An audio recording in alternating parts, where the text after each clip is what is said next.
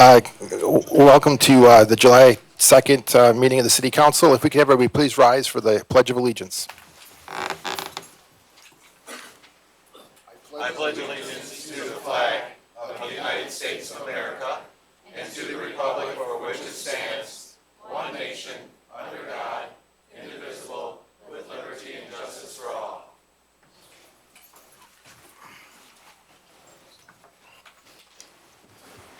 Roll call.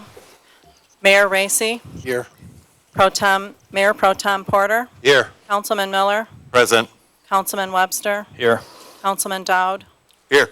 Councilwoman Skiff, Here. Councilman Wagner. Here. Quorum is present.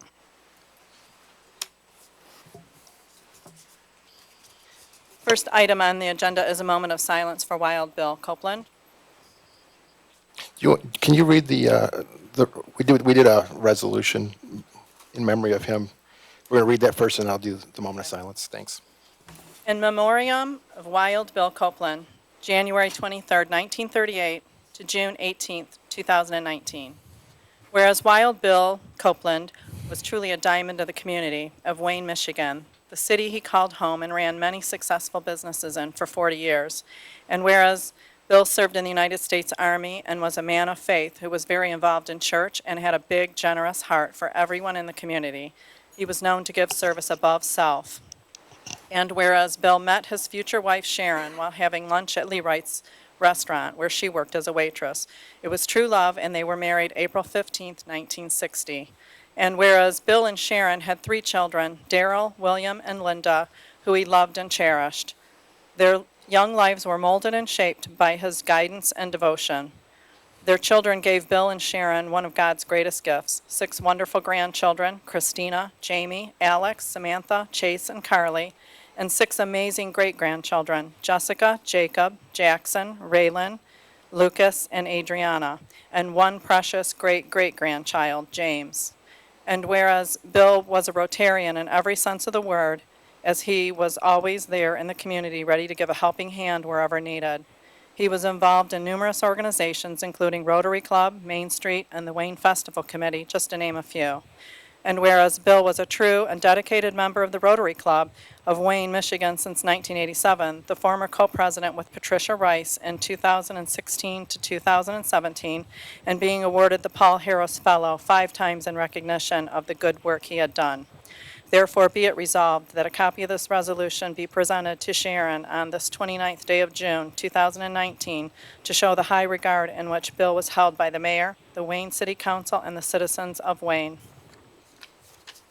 Thank you. Bill was definitely a servant of this community. He did above and beyond, and I think everybody saw him everywhere, and he's going to be greatly missed. So if we could just take a moment of silence in memory of him.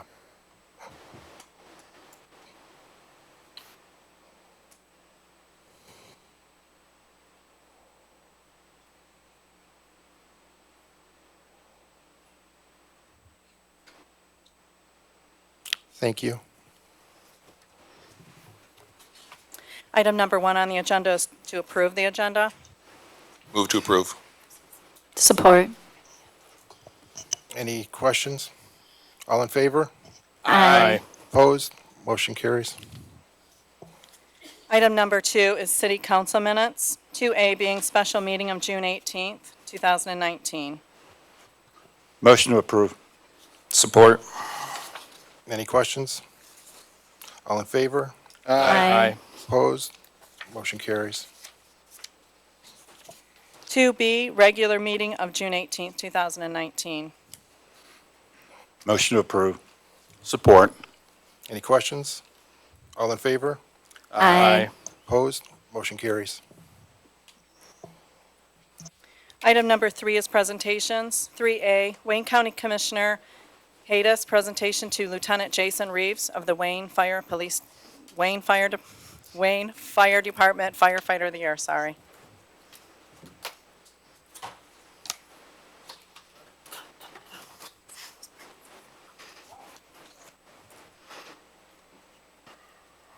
Jason, City Council, City Manager, Citizen Wayne, great honor for me to be here, especially when I run into too many friends here I didn't see for a while.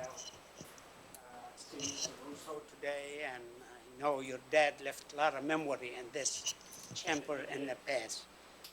Yes, going back to the resolution, you all know Jason trying to follow his father's step.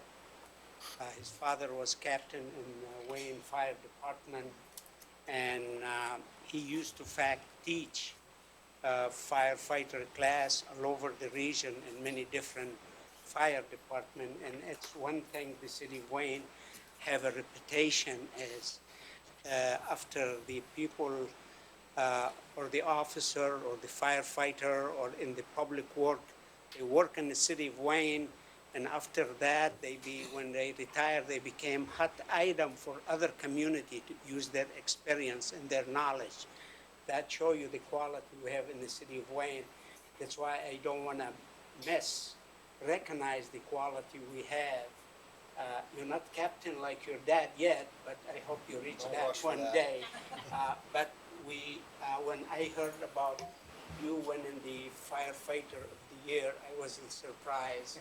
And I have to come and present you with this resolution in behalf of Wayne County and wish you the best. And I hope you continue to do your best for this great community. Thank you. Thank you.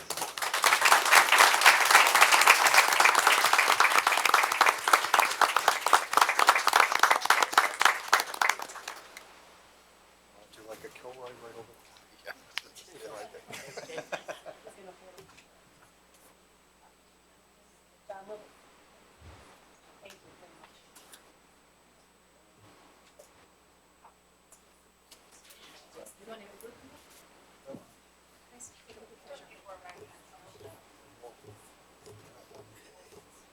I'll send it to you.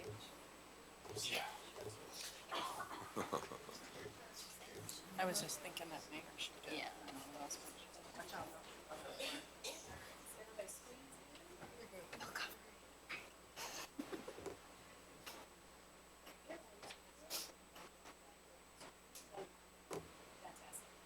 Congratulations. Thanks for that.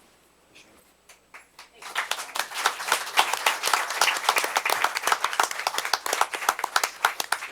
Thank you, Mayor. Thank you. See you later. How are you, sir? Thank you. So, hello. Thank you.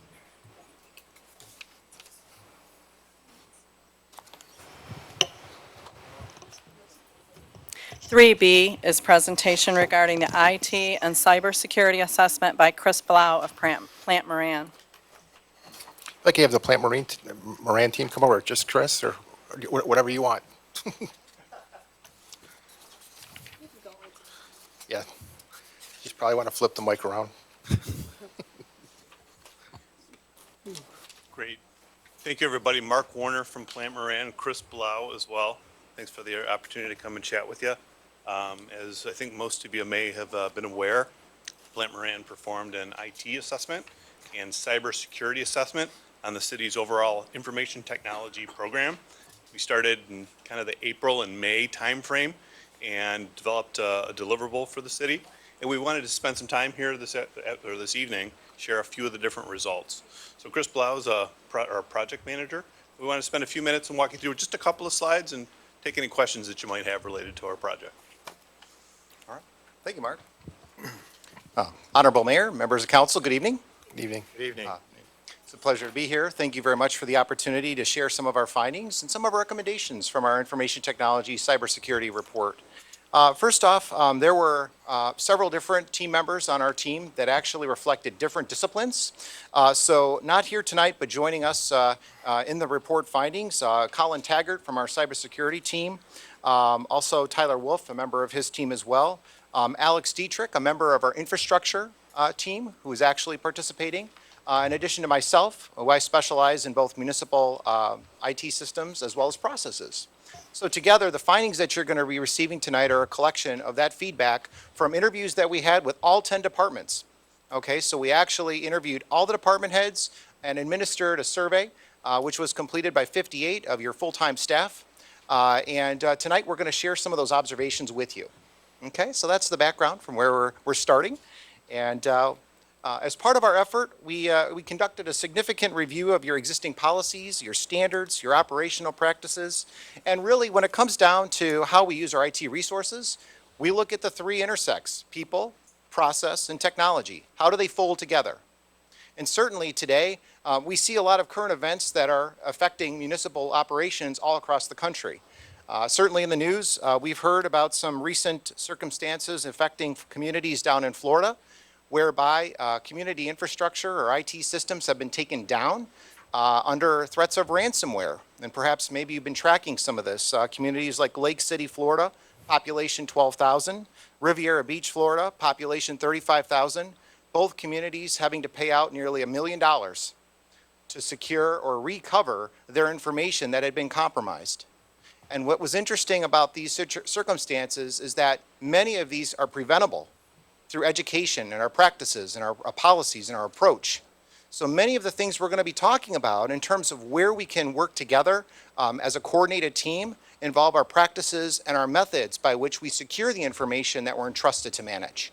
Okay, so it's from that standpoint that we're also speaking. All right, so it's not just the technology, not just the back office things that we see that are being managed by your team, but rather how your staff interact. And so with that, we'd like to share some observations. First off, we wanted to establish some guiding principles by which this project could start. And thanks to the leadership of your city manager, Lisa, and as well as Jeff, as well as all of your staff, your your department heads, you know, we all agreed that these core principles were central to our focus, making sure we were efficient in our service delivery, but effective in our outcomes. We know those two work together. Maintaining the systems that promote public trust and integrity of what you manage.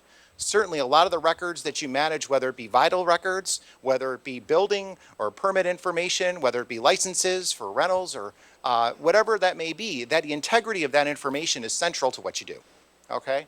And then making sure the systems behind that are secure and promote access in ways that the public can access that information and also be able to certify that information when necessary, okay? So our goal through this effort was to find ways of providing reliable and accurate and complete information. How do we make all these pieces all fit together? And at the end of the day, how does the citizen, the people represented here this evening, how do they engage with you and how can they leverage some of these resources that you're going to be looking to invest in the future? That's the lens that we work through for this effort.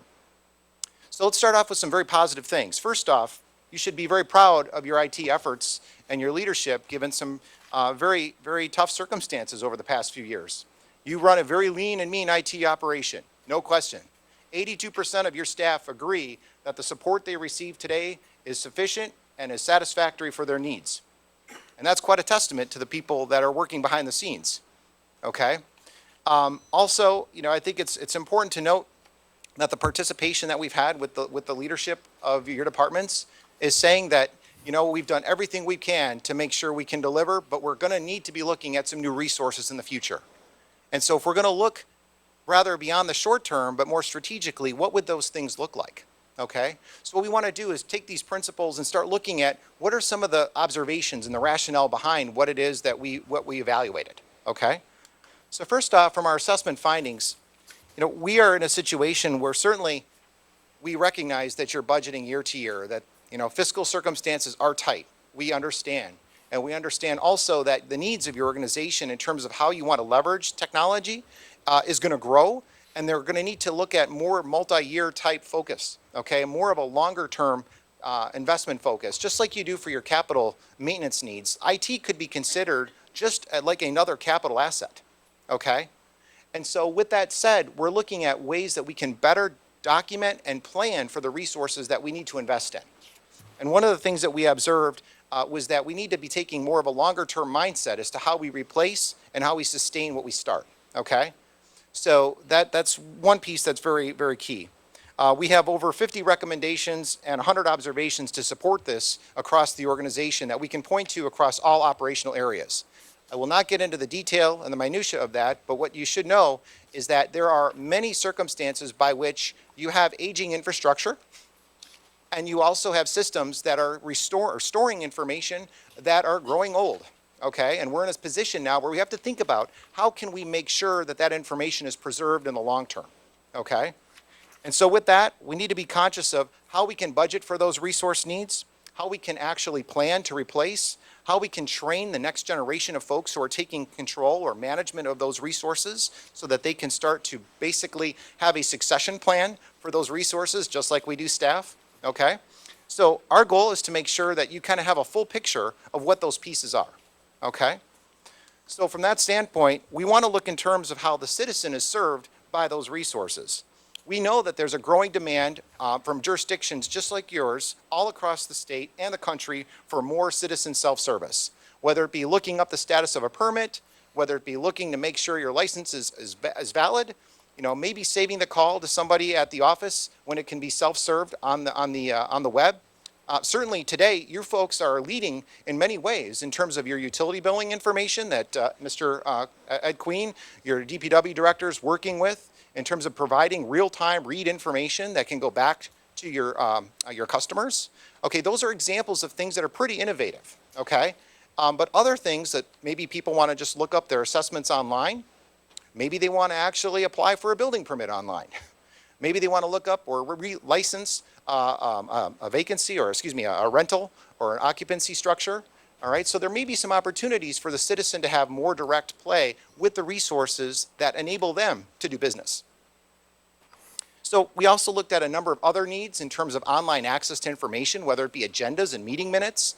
So you have a very active DDA, and we know that there's some mandates coming from the state of Michigan to provide minutes as well as agendas online so that those meetings are accessible.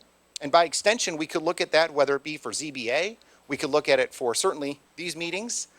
Take any of the city boards and commissions that you have that could be by extension using those capabilities, okay? And so those sorts of resources are certainly very common tools and are certain things that you can be certainly growing into, okay? There's certainly a public appetite for, okay? And then when we look at citizen service requests and submission, you know, a lot of requests come in over the weekend, come in the non-business hours. Right? So how can we help receive those non-emergency calls, but are still very, very important? Okay? So a way to prioritize and a way to route those calls for information. And certainly you've seen examples from the city of Westland, other outreach examples where the citizens are submitting calls for requests that go straight to the departments who service them. Okay? So those are some examples of the ways that we see citizens being served through the investments that will be forthcoming or that we would advise this city considering in the future. Okay? And I think one very important thing is that the staff who serve those citizens also have visibility into those very same systems.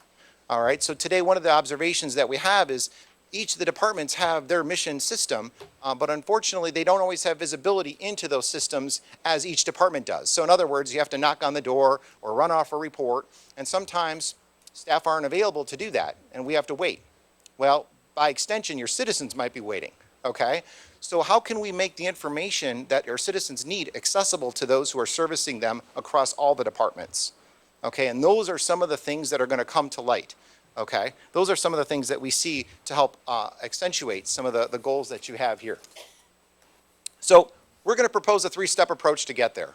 Number one, let's start with the foundation. A lot of the recommendations that we have at this level are all about people, process. A lot about the policies that you have, about onboarding staff, about making sure that they have a clear understanding of the responsibilities they have when they're using city technology, about educating them so that they properly use email and don't click the link that looks suspicious, that might open up a pathway for a problem. Okay? So there's a lot of self-education and awareness that we need to enable our employees to see, because within the city complement of staff, over half of your staff are part-time employees. And as a result of that, that means that as part-time employees, they're subject to higher rates of turnover. And as a result, we have to be more conscious of how we manage that, okay? And there are ways that we can take some precautions to helping that. And so through the foundation, it's about education, it's about establishing rotations for staff so that they're competent and they're prepared. It's about making sure we have an onboarding and offboarding process whereby resources are validated and inventoried. It's about making sure that we pre-qualify vendors for services, making sure that if there is a continuity of service need, that we have resources on standby, okay? So these were some examples of the foundation that we see, okay? Step two, we're almost there. Our core investment. So now, if we're going to build from a foundation, just like a house, we're going to build what's inside now. We're going to go to the trusses, and we're going to go to our joists, and we're going to basically erect this foundation, or erect our superstructure. So what does that mean? That means we need to build capacity from a central level. We're talking about website and email messaging enhancements, okay? Providing the ability for staff to be able, as well as to communicate more, using some of the more modern tools that are available to us today, okay? That may be looking at business continuity planning. Just like you have an EOC for your disaster recovery and preparedness, look at your data no differently, okay? Looking at your network capacity to serve and support E911 compliant communications. Phone systems today, we take them for granted, but you have kind of an older one here, and it's going to need to be replaced at some point in the near future, okay? And so when we look at unified communications, it's voice, it's messaging, it's text, it's online, it's ability for us to be able to get our information to the citizens and then back to you, okay?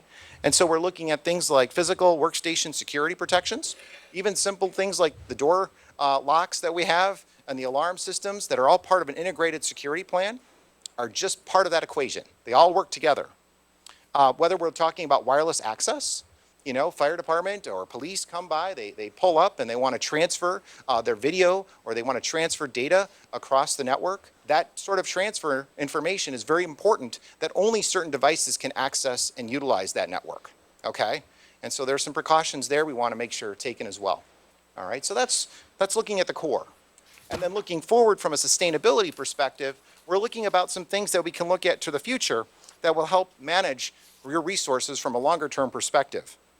That means looking maybe at mobile device management as we go more and more to mobile devices today to support us or even to replace the traditional desktops that we have. We're finding that, you know, most citizens are more comfortable just doing business on their smartphones and their PDAs, or in this case, their tablets, than they would typically be.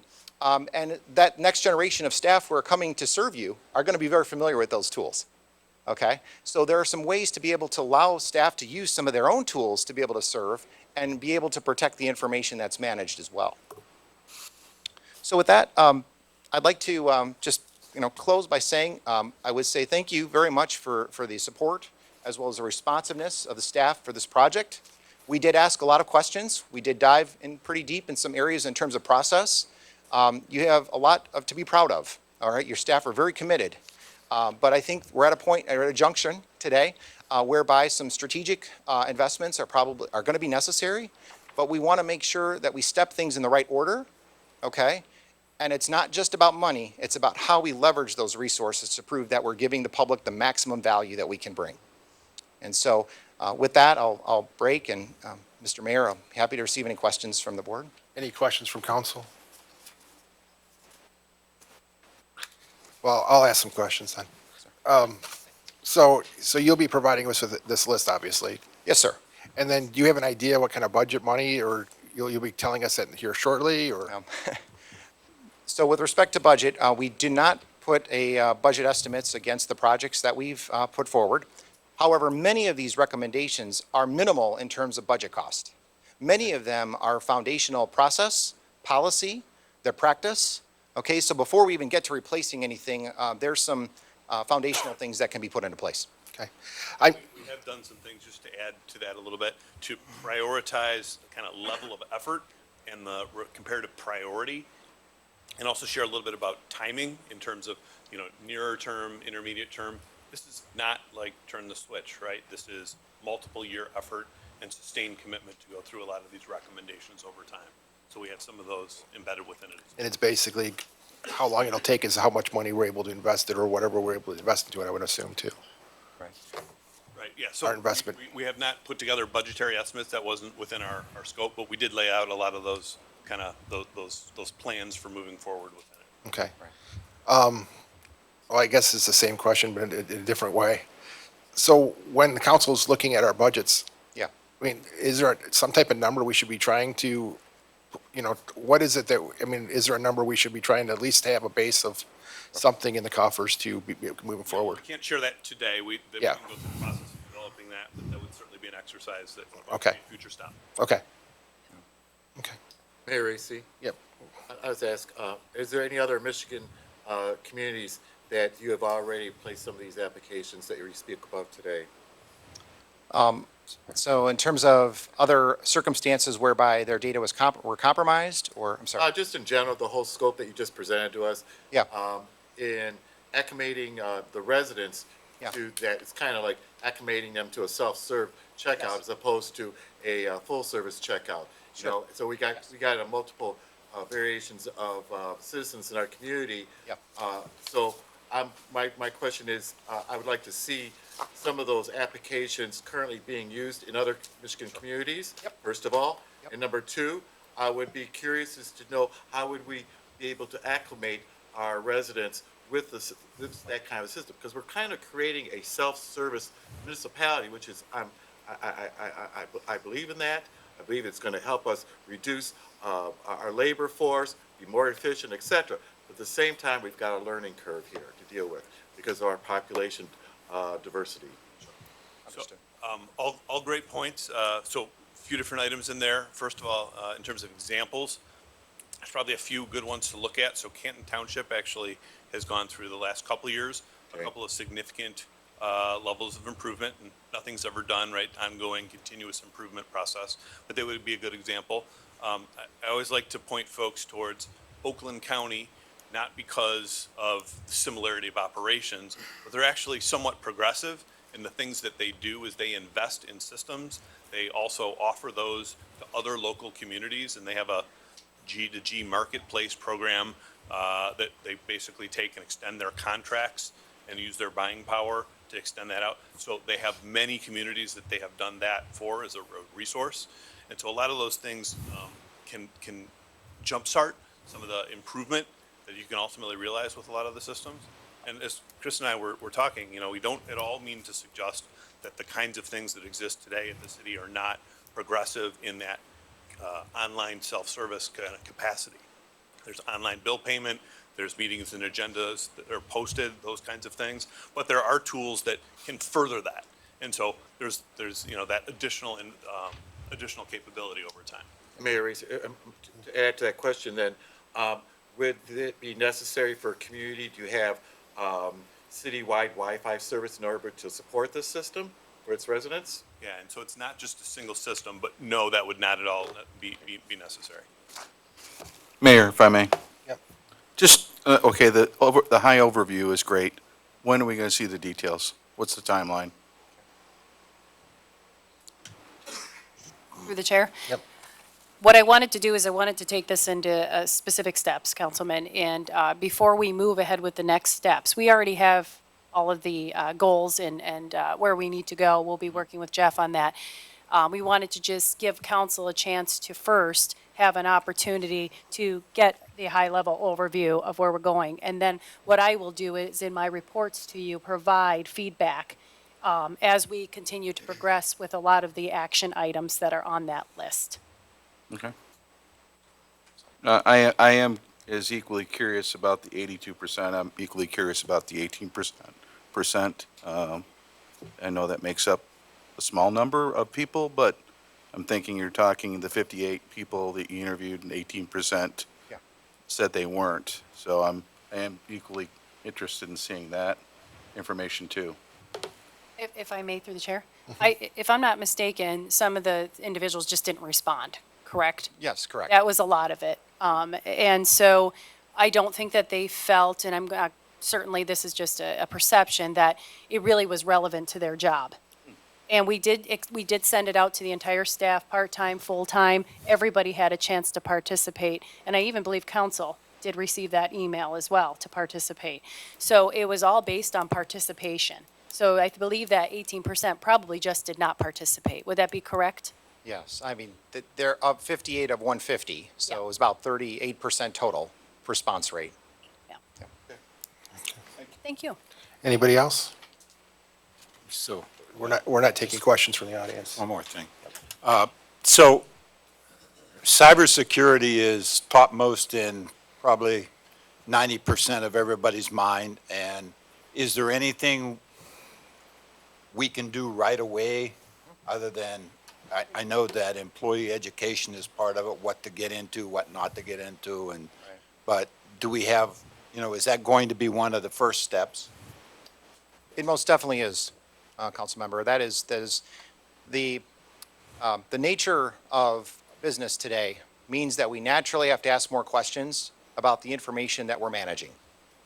And so it's creating due diligence behind how staff understand how that information's presented. Okay? We look for cues, certainly a lot of public information on this, but in terms of the legitimacy of a message that you receive, is that sender's address meaningful? We've all seen what a spoofed address could look like. There are also signs that indicate that maybe that submitter is not legitimate. Okay, the lack of any personal identifiable information. We don't click on links that we don't know for the point of origin. We ask more questions. We rely upon your IT staff to be able to essentially screen for those through the firewalls and the filters. You look at the statistics for firewalls with email systems today, well over 95% of the mail we receive is actually illegitimate. It's not intended for the receiver. So when you look at all those precautions, and we're still trying to bring the service to 20,000 residents of the city, right, and get those emails through, right, we just have to be more conscious of how we manage that information. Okay, thank you. Mayor, I'm sorry. One other question. Within the cyber assessment, and I come from a company that has been ransomed and implemented very high levels as a consequence of this. And we also been trained on what to look for and have implemented the mock emails that you either pass or fail, and it's an awareness thing. Is this going to be part of the package that I'm assuming that's going to come forward? That is part of a recommendation, Okay, yes, sir. fantastic. And there are also controls on the other side, after you've trained the staff, that you also manage your processes by. Right. So even if something were to come out, okay, let's say it happened, how can we preserve the integrity of the other information and have a backup for it, as an example? And test the backup to And be test it. sure that Right. it will work. The cyber words are getting more complicated. Now we're to spear phishing and not just phishing, and Right. it's getting, it's an ever-evolving concern and problem. Yes. Yeah. I always like to use the analogy for public safety, redundancy. Think about redundancy and how you manage your information. So I guess the last question, I don't think anybody else says anything else. So you felt that this was necessary for the city to be looking into this, obviously? Definitely, definitely. It is a due diligence, it is a best practice, and it is one that we recommend all of our clients, especially anyone in this business today of serving the public. It's the highest standard you have to maintain and preserve the integrity of the records that the public trusts you to manage. And outside of additional dollar investment, redirection of effort and prioritization can yield improvements regardless. Yes. Okay. Mayor, if I may? Yep. The feedback I got from the department heads and from the staff was that this was absolutely not a waste of time. For a couple of years, Jeff and I have been receiving concerns about a lot of these security attacks, the integrity of the information that we keep here, better processes to do this. Fire department is one of those areas that has to follow specific HIPAA laws. Right now, for instance, if we have to send a secure document over back and forth to each other, we have to do it through the mail because we don't have secure document opportunities or abilities to do things like that. That's a problem. That's a big problem, because if that information is somehow accessed, and Jeff does a great job, but if that information is accessed, we could lose our licensing through the different groups that we utilize to manage, the records and the data and things like that. So that was one example. But there were many examples of just also overlap within departments. I mean, right now, we have a very, very outdated system that, to try to find and identify records. I participated in that last week, and I don't know if we ever found it. I had to go and continue my job, but you have to go to this card, this record, this book, this to find property information. It's not easy to find. I know the city clerk can speak to that, and the community development director. And so, we're very antiquated from that front. If you want a buildings and engineering report, you really have to go over there and get that buildings and engineering report. Those are issues, because that takes up a lot of staff time, and with the limited staffing that we have, that to me is a big problem, because that's not being proactive. That's really just going with the flow, and we can't sit and do this, we've always done it this way process anymore. It's just not. It's not the way of the world. And I would also like to see more opportunities for engineering, all these things to be online now. I mean, we have to be more efficient. We have to operate but more efficiently and make sure that we're with today, I guess, for a better lack of terms. And we are definitely not in a lot of areas. So that's why I said a higher level. There is a list, I mean, it is massive, of things that we have to do, low-hanging fruit all the way up to the very high level end of spending money to, try to get our computers and our IT on track. But right now, I mean, my goal is to attack the things that we can with regards to the lower hanging fruit and create a little bit more efficiency, but also secure the city. That's like first and foremost right now, just because of all of the stuff that's out there. So thank you. I Yep, apologize. Thank you. okay, thank you. Okay, and if people have questions, you can give them to a council person after the meeting. This is a presentation, we're not taking questions from the audience. So thank you. Thank you, Mayor, members of council, thank you.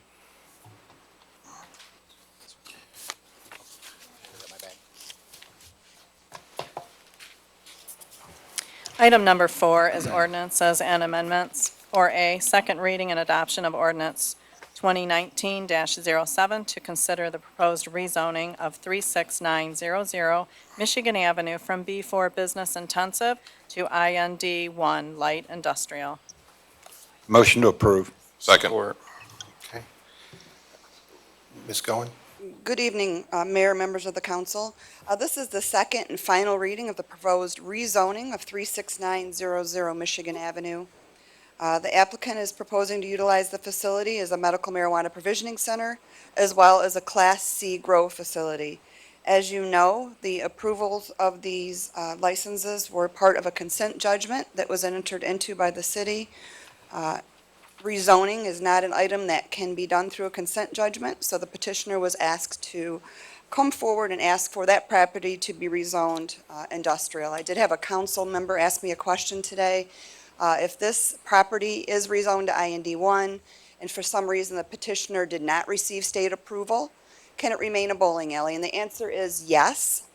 That through the IND1 reverts back to B3 uses and B1 and B2 uses. So yes, it could stay a bowling alley. However, it's not the intent of the operators to keep that as a bowling alley, so we will have a vacant building. The Planning Commission held a public hearing on June 11th. They do recommend approval of the rezoning. I have no further items to offer at this time, and I can take any questions if necessary. We did answer quite a few at the last meeting. If there are no questions, we would move forward with the rezoning of the property. Any questions from council members for Ms. Goen? Any questions from the audience? Okay, seeing none. All in favor? Aye. Opposed? Motion carries. Thank you, council.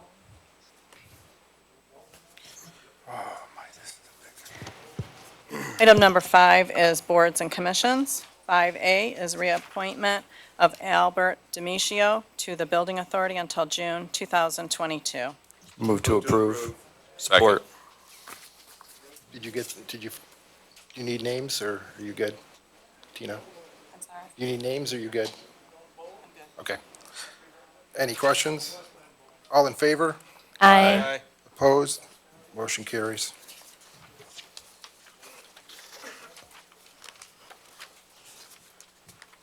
Five B is reappointment of Albert Demetrio to the Wayne Historical Commission until July 2022.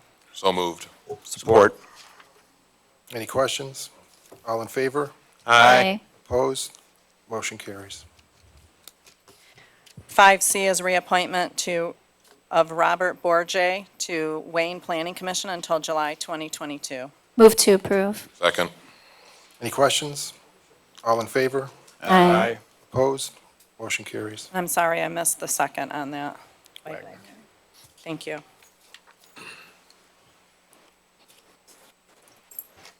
5D is reappointment of David Story to the Planning Commission until July 2022. Move to approve. Support. Any questions? All in favor? Aye. Opposed? Motion carries. 5E, reappointment of Cindy Schofield to the Zoning Board of Appeals until July 2022. Move to approve. Second. Any questions? All in favor? Aye. Opposed? Motion carries. 5F, reappointment of James Sumner to the Zoning Board of Appeals until July 2022. Move to approve. Support. Any questions? All in favor? Aye. Opposed? Motion carries. 5G, appointment of Councilman Philip A. Wagner as council liaison to the Wayne Library Board. Move to approve. Support. Any questions? All in favor? Aye. Aye. Opposed? Motion carries. 5H, appointment of Mayor Pro Tem Thomas E. Porter as council liaison to the Planning Commission. Move to approve. Support. Any questions? All in favor? Aye. Opposed? Motion carries. 5I, appointment of Councilman Jeremiah R. Webster as council liaison to Commission on Aging. Move to approve. Support. Any questions? All in favor? Aye. Opposed? Motion carries. Item number 6 is general items. 6A is approve the municipal and community credit, municipal $17,290 and community credit $29,678. Contract with Smart for services provided by Nankin Transit for the fiscal year 2020. Move to approve. Support. And we have the director, Jim Reidner, in the audience, if you'd like to come up and. Good evening, Mr. Reidner. Mayor, council, thank you for having me. This is just a continuation of the funding that the city of Wayne and all the members of Nankin Transit, which is Wayne, Westland, Garden City, Inkster, and now Canton Township. This is a mechanism that they can move the tax dollars over to SMART and pass through to us so we can provide transportation for seniors and disabled. The municipal credits, those everybody gets. Community credits, only opt-in communities that are opt-in to SMART, which Wayne is part of. And then there's also the general fund subsidy that all cities provide. Just a little FYI, last year, 2017-18, we provided 5,111 trips to Garden City, 8,378 trips to, or I'm sorry, 7,383 trips to Inkster, Wayne, 5,087 trips, and 23,192 trips, and that was to Westland. Actually, there was a net gain in Wayne, 72 more rides, which we just ended our current fiscal year. 5,159 trips were given in the city of Wayne. That's awesome. Any questions from the council? I got one thing I want. Can you just tell us a little bit with Canton and some of the great things that are going on at Nankin? One of the big things, when Nankin was founded in 1976, the original members were Wayne, Westland, Garden City, Inkster, and Canton Township. In 1995, 96, Canton Township went out on their own. Last year, 2018, they lost their funding, or not their funding, but their contract with Huron Valley Ambulance, which provided their paratransit. So they kind of were scrambling around. Actually, Plant Moran recommended us to Canton, and then we did it in about 6 months, that was needed probably about a year to bring it on board, because we had to get buses, we had to get drivers, I mean, and all the infrastructure that comes with that. But the beauty of Canton Township coming in, it actually, the four cities, Wayne, Westland, Garden City, and Inkster, is about 36 square miles. Canton Township itself is 36 square miles. So we doubled our geographical size, but anything that's in Canton Township now is available to the citizens of Wayne. So we're starting to see people use that because now they get to go to doctors that are at St. Joe on Canton Center Road, or U of M Hospital has an outreach area there, which before we couldn't take them to. And unlike, Canton Township, they're under our umbrella, so that's allows us to provide service in Canton Township because they're an opt-out of Smart Community.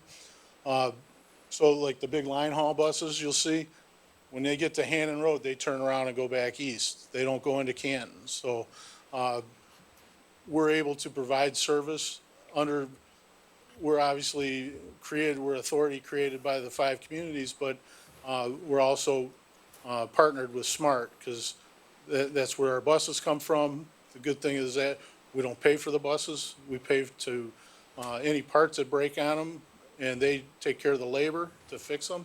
So the communities aren't, there's not a direct cost to have to purchase buses because these buses would probably at least $100,000 and they break down a lot, so.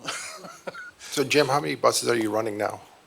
We're budgeted for 13 full-time drivers and we probably run 12 to 13 a day, depending on, you have people off, whether they're sick, injured, but we have 15 14-passenger buses and 1 van, which is 6-passenger, but it also has wheelchair, everything's wheelchair accessible for our, all the vehicles that we run. Okay. And I just want to say one other thing, so for residents at home. Jim, how many years now has it been that you've been with Macon Transit? A little over 5. So before Jim came on board with Macon Transit, it had been in the red for about 20 years. And since then, under his leadership and their board, have been able to have it in the black, what was it, $500,000 still? Probably even better. Yes, we're getting ready to go into our audit, so we'll have a new number, but we were at one point, our goal was to get to the point where we could run the whole system for a year if we lost all funding. And so, and we know that we needed about $1 million to do that. We didn't quite get to that, but we were close. We were up around 700,000 in a fund that if we could probably go 10 months before we'd have to close. No, that's significant, and you've done a great job, and I want to thank you, and, this is a great service for our community, and everything that you guys are doing over there is just great, so I thank you for that. Thank you. Any other questions from the council? Seeing none, all in favor? Aye. Opposed? Motion carries. Thank you. You put your hand up late. You can talk to him in the hallway if you like. Go ahead. 6B is approve the resolution regarding local and major street lighting district. Motion to approve with 5-year limit. Support. Okay.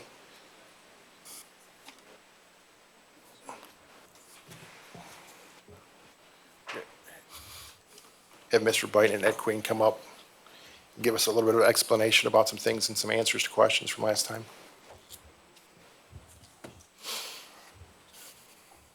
Do we need a motion? Do we already have? We already got, Thank you. yep, you're all set.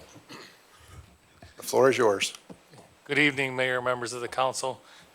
We had a public hearing on June 18th to hear any persons that would be affected by the renewal of our street lighting assessment to determine whether to proceed towards renewing our special assessment.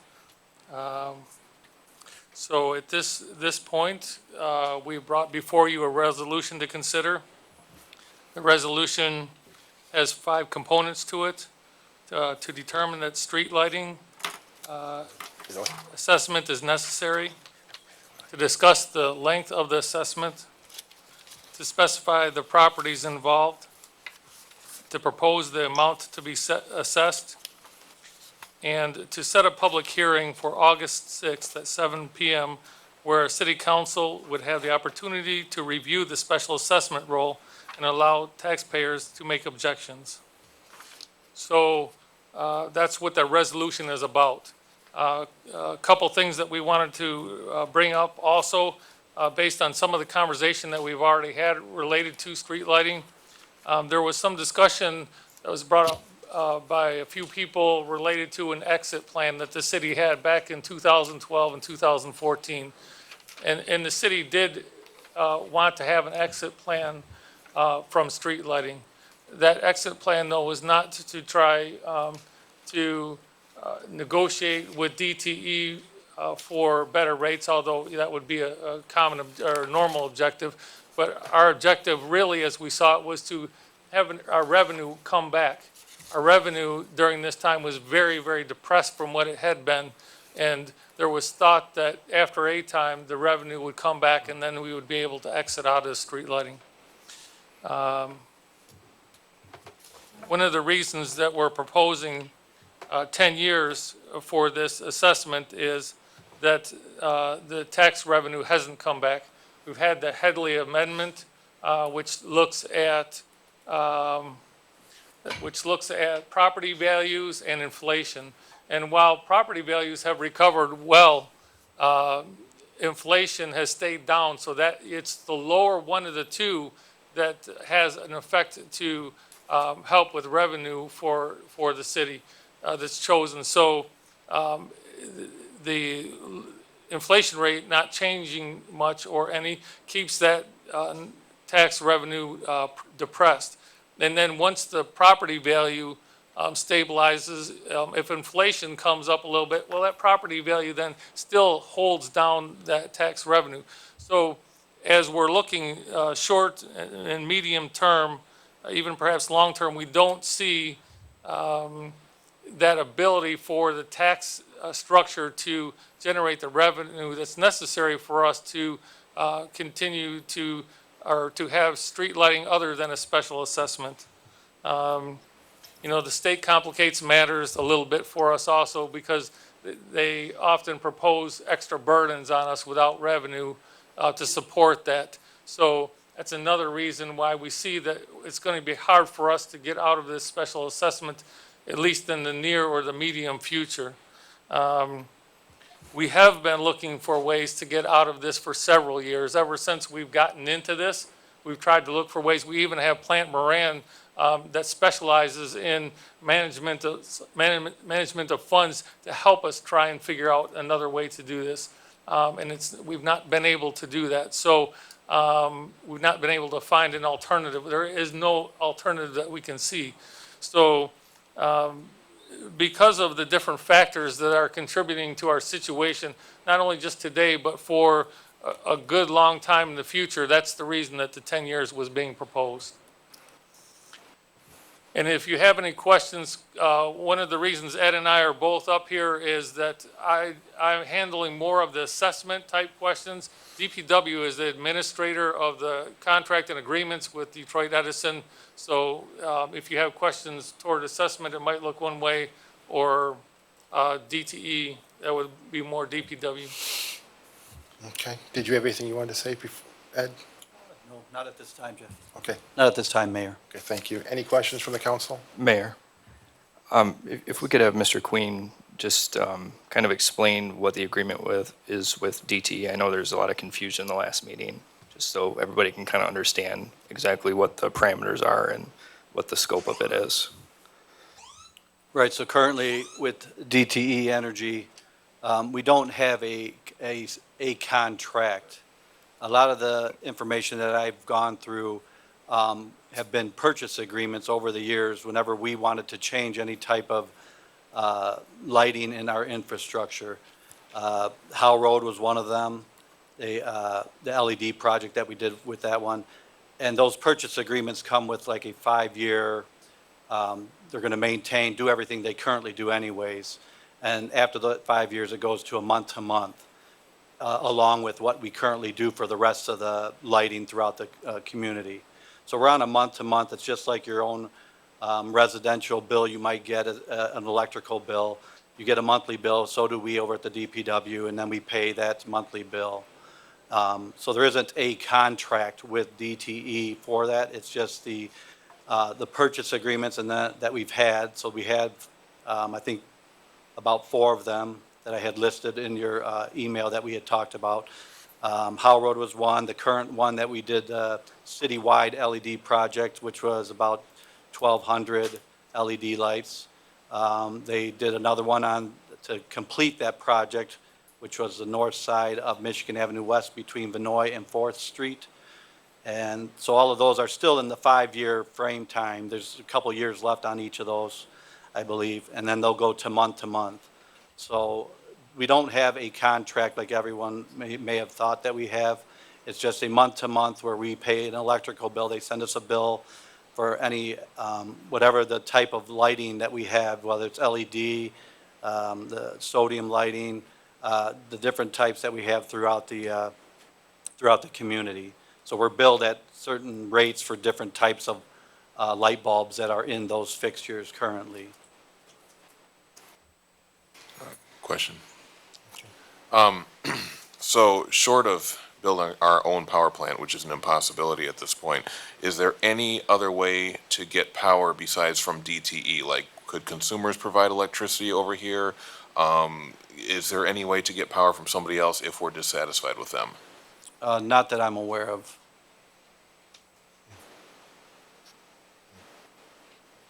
Mayor Racy, through the chair. Yep. First of all, as a resident, I have really a lot of concerns about me continuing to pay on this assessment. All right? Originally, it was partnered with a LED grant. We then took our electric bill for the street lighting out of the budget.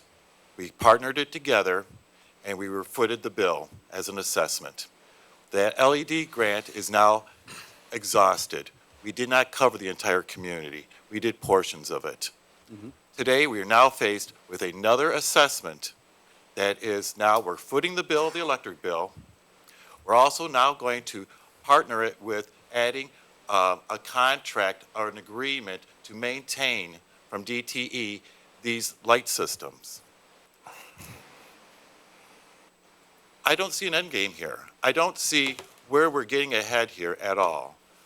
Electricity is continuing to go up every single year.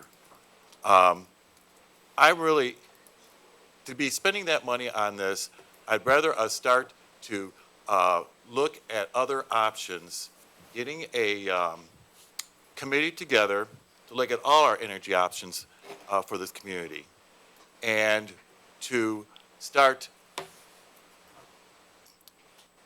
putting that electric bill back in the budget, quite frankly, okay? And start looking at shorten this contract month to month, 18 month, 20 month, because by the time we need to get some estimates on some things. We need to get a look at some other types of options that are out there today that I'd rather be funding something like that in the long term will save us tremendous amount of money than what we're doing right now.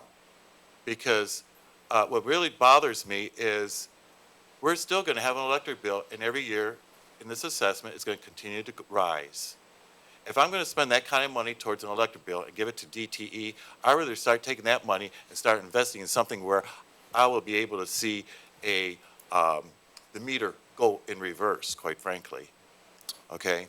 So that's why I just feel this contract and this assessment continuing the way it is, we're not getting anywhere with this. It's just going to get larger and larger. You know, we made a commitment years ago about this, and that was fine and dandy then. A lot of things have changed now. The technology is there today, and the LED was only a temporary fix. It only held down the electric costs. It's not, we're not, I feel very uncomfortable in continuing spending this assessment money, taxpayer dollars, on something that is not getting a better investment in return for us. So, So are you advocating to turn off the lights, is what you're saying? I did not say that. Well, I'm if saying- we're not paying for it. I'd like to be clear with that. That's what I'm Mayor just trying, Racy. that's what I'm trying to understand what you're saying. Let me be clear with that, okay? I'm asking that we have a letter of understanding, an understanding with this assessment that we are going to put together a task force, okay? Look at all our energy options, solar, all of it, okay? It could be with the lighting, reduce some of the lighting that we have in some parts of our community. How beneficial is this lighting in our neighborhoods in all actuality? So I think we need to make an overall assessment of all our energy usage in this community. And at the same time is, you know, let's set some goals. 18 months, 24 months maximum. We've got to switch over how we're spending our money for energy in this community for long-term savings. Yes, there will be costs for it, but there will also be tremendous savings at the end. And I think the community would be more ambitious towards making that investment than what they are currently today by just continuously paying an electric bill that's going to continue to rise every single year. It's 5% a year roughly. This year was 8.5%. Okay? It's not going down, folks. So I think that we should be looking at this in a different perspective and how we're spending our money on energy in this community. Mayor, if I may ask a question. Before we had the assessment, what was our revenue and what was our budget? I mean, where were we at that, where's the number? I think we're at 15 right now, planned. So when we had it built into the budget, what was our budget? What was our budget when we had it built into, paid through the city before we did assessment, before the 7 years? I'm sorry, I'm not understanding. He's asking what the budget number was when we started this whole thing. It was about 625. It moved up to 640,000, and now it's down under 600,000. No, I mean, I No, but guess, how much was this it? may be Like for the manager. 18,000, 20,000? How much was the entire general fund, or million? Oh, Sorry, yeah. whole village was up around 20, or the 20 million a year for our Okay. budget. So Now we're down at 20, around 15. so somewhere around 20 million, Yes, sir. we didn't have to ask for additional money outside of the tax money and the revenue that we were getting in. Okay. And again, that's where we talk about the revenue coming way down. And our hope was that the revenue over time would regenerate itself enough that we could bring this lighting back in. Right. But it hasn't done that, nor do we foresee that happening any time in the near future. And just to be clear, it's, right now, the number is about just under $70 annually, which is about $6 a month. Comes The out to residents $6 have a been month. paying approximately $70 a month during this assessment. So it would be them paying that same amount that they've been paying for the last 7 years. Okay. Per year. That's Per year. $70 per year, sorry. Which is $7, less than $7 a month. Yes, sir. $6, we'll call it. That's right. Okay. Just wanted to clarify. Yeah. It's not a monthly charge, it's not, It's a yearly. it's an annual charge of under $70 is what we've been incurring. Okay. Mr. Byton, you had mentioned to me, you're in another community, you're working on solar. Could you tell us a little bit? So, there's a township in the state of Michigan that's a little ways away from here that I'm connected with a little bit. And one of the things that I was tasked to do as a volunteer over in that township was to work on solar ordinance. And one of the reasons I wanted to jump on that is because it's alternative energy and it's very good for communities, or at least has been perceived that way. And there are some advantages to solar. It is going to be it's going to grow to a certain extent. The Michigan Energy Commission doesn't think it's going to grow as much as wind perhaps, but it is going to grow. One of the concerns about solar, which is one of the opportunities that some people try and attach with the street lighting, is that the solar panels last for about 25 years. They're extremely durable, so that it's not likely that they'll crack, but they do have hazardous material inside those panels.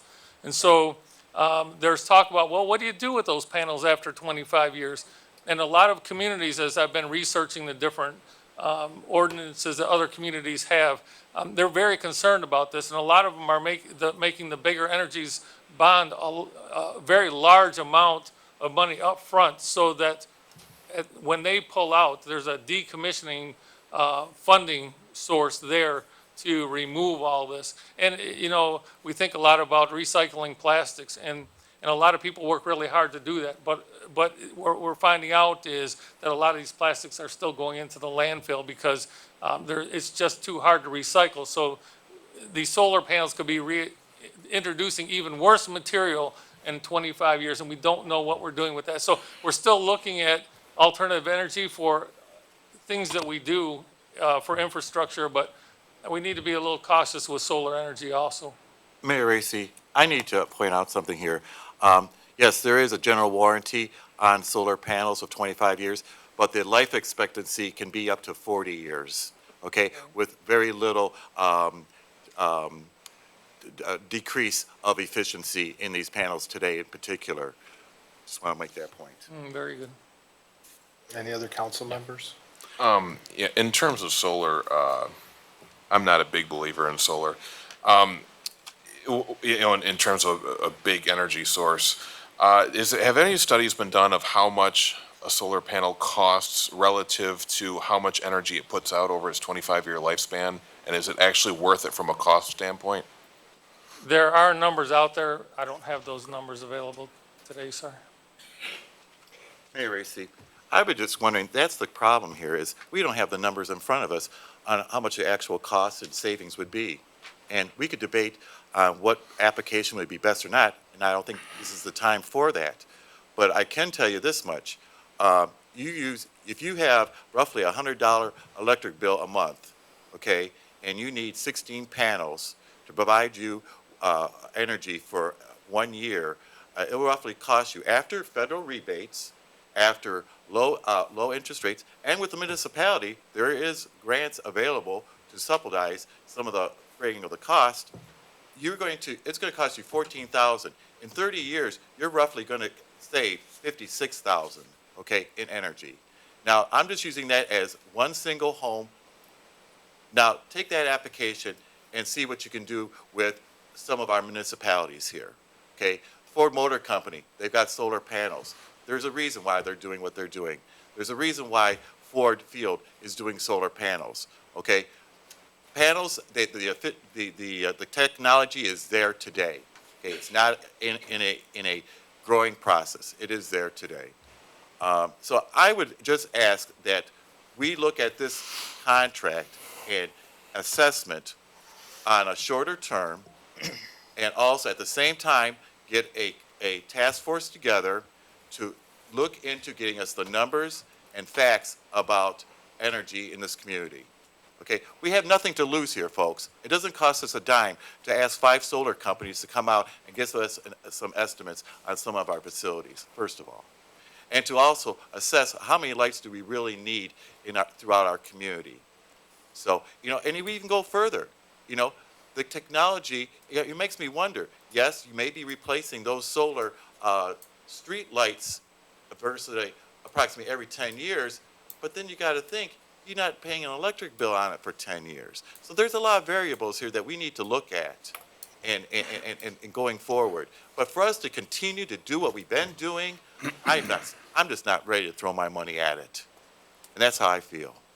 Mayor, if I just can have a, Can the Mayor Pro Tem? no, go ahead. I mean, Okay. He's been asking. I just want to get back on the resolution. I agree with maybe having, putting something together of an informational and exploratory on solar, but that doesn't solve the immediate problem, which is this resolution that's in front of us and the information that's in there. So I think it's a great idea, Tony, and I think it's something that would be very informational, I think, for everybody. But, I'm looking at, I think we're on the resolution as it is right now. The other question and concern I have is that at the commercial level, the numbers, and I didn't know, that some of these numbers, when you look at the large numbers, and it just seems hard to quantify those in the scenario of implementation for 5 years. I don't know if we've had problems in the past on these numbers, or if it's if we got full compliance with our retail and commercial locations, but that's the only other number that looks to me large in some of the outline. With that, I'll stop. Okay, Mayor Pro Tem? Okay, so after the public hearing, I've done a lot of research, I've asked a lot of questions. We have to consider several things. One, how much it costs us to put on a public hearing every couple years. It's not money that is well spent. My motion was for 5 years, and I think that's adequate. I do agree with Councilman Miller that we should have a committee. I emailed the city manager and the mayor on that right after the public hearing, saying that I thought we should have a committee sit down. And that's not to say that Mr. Queen and Mr. Biden haven't done their homework. I know they work on this stuff. I know they're on top of it. But I think we need to have some of the public sit on a committee. They need to know what the financial condition of the city is. They need to know what our bond rating is.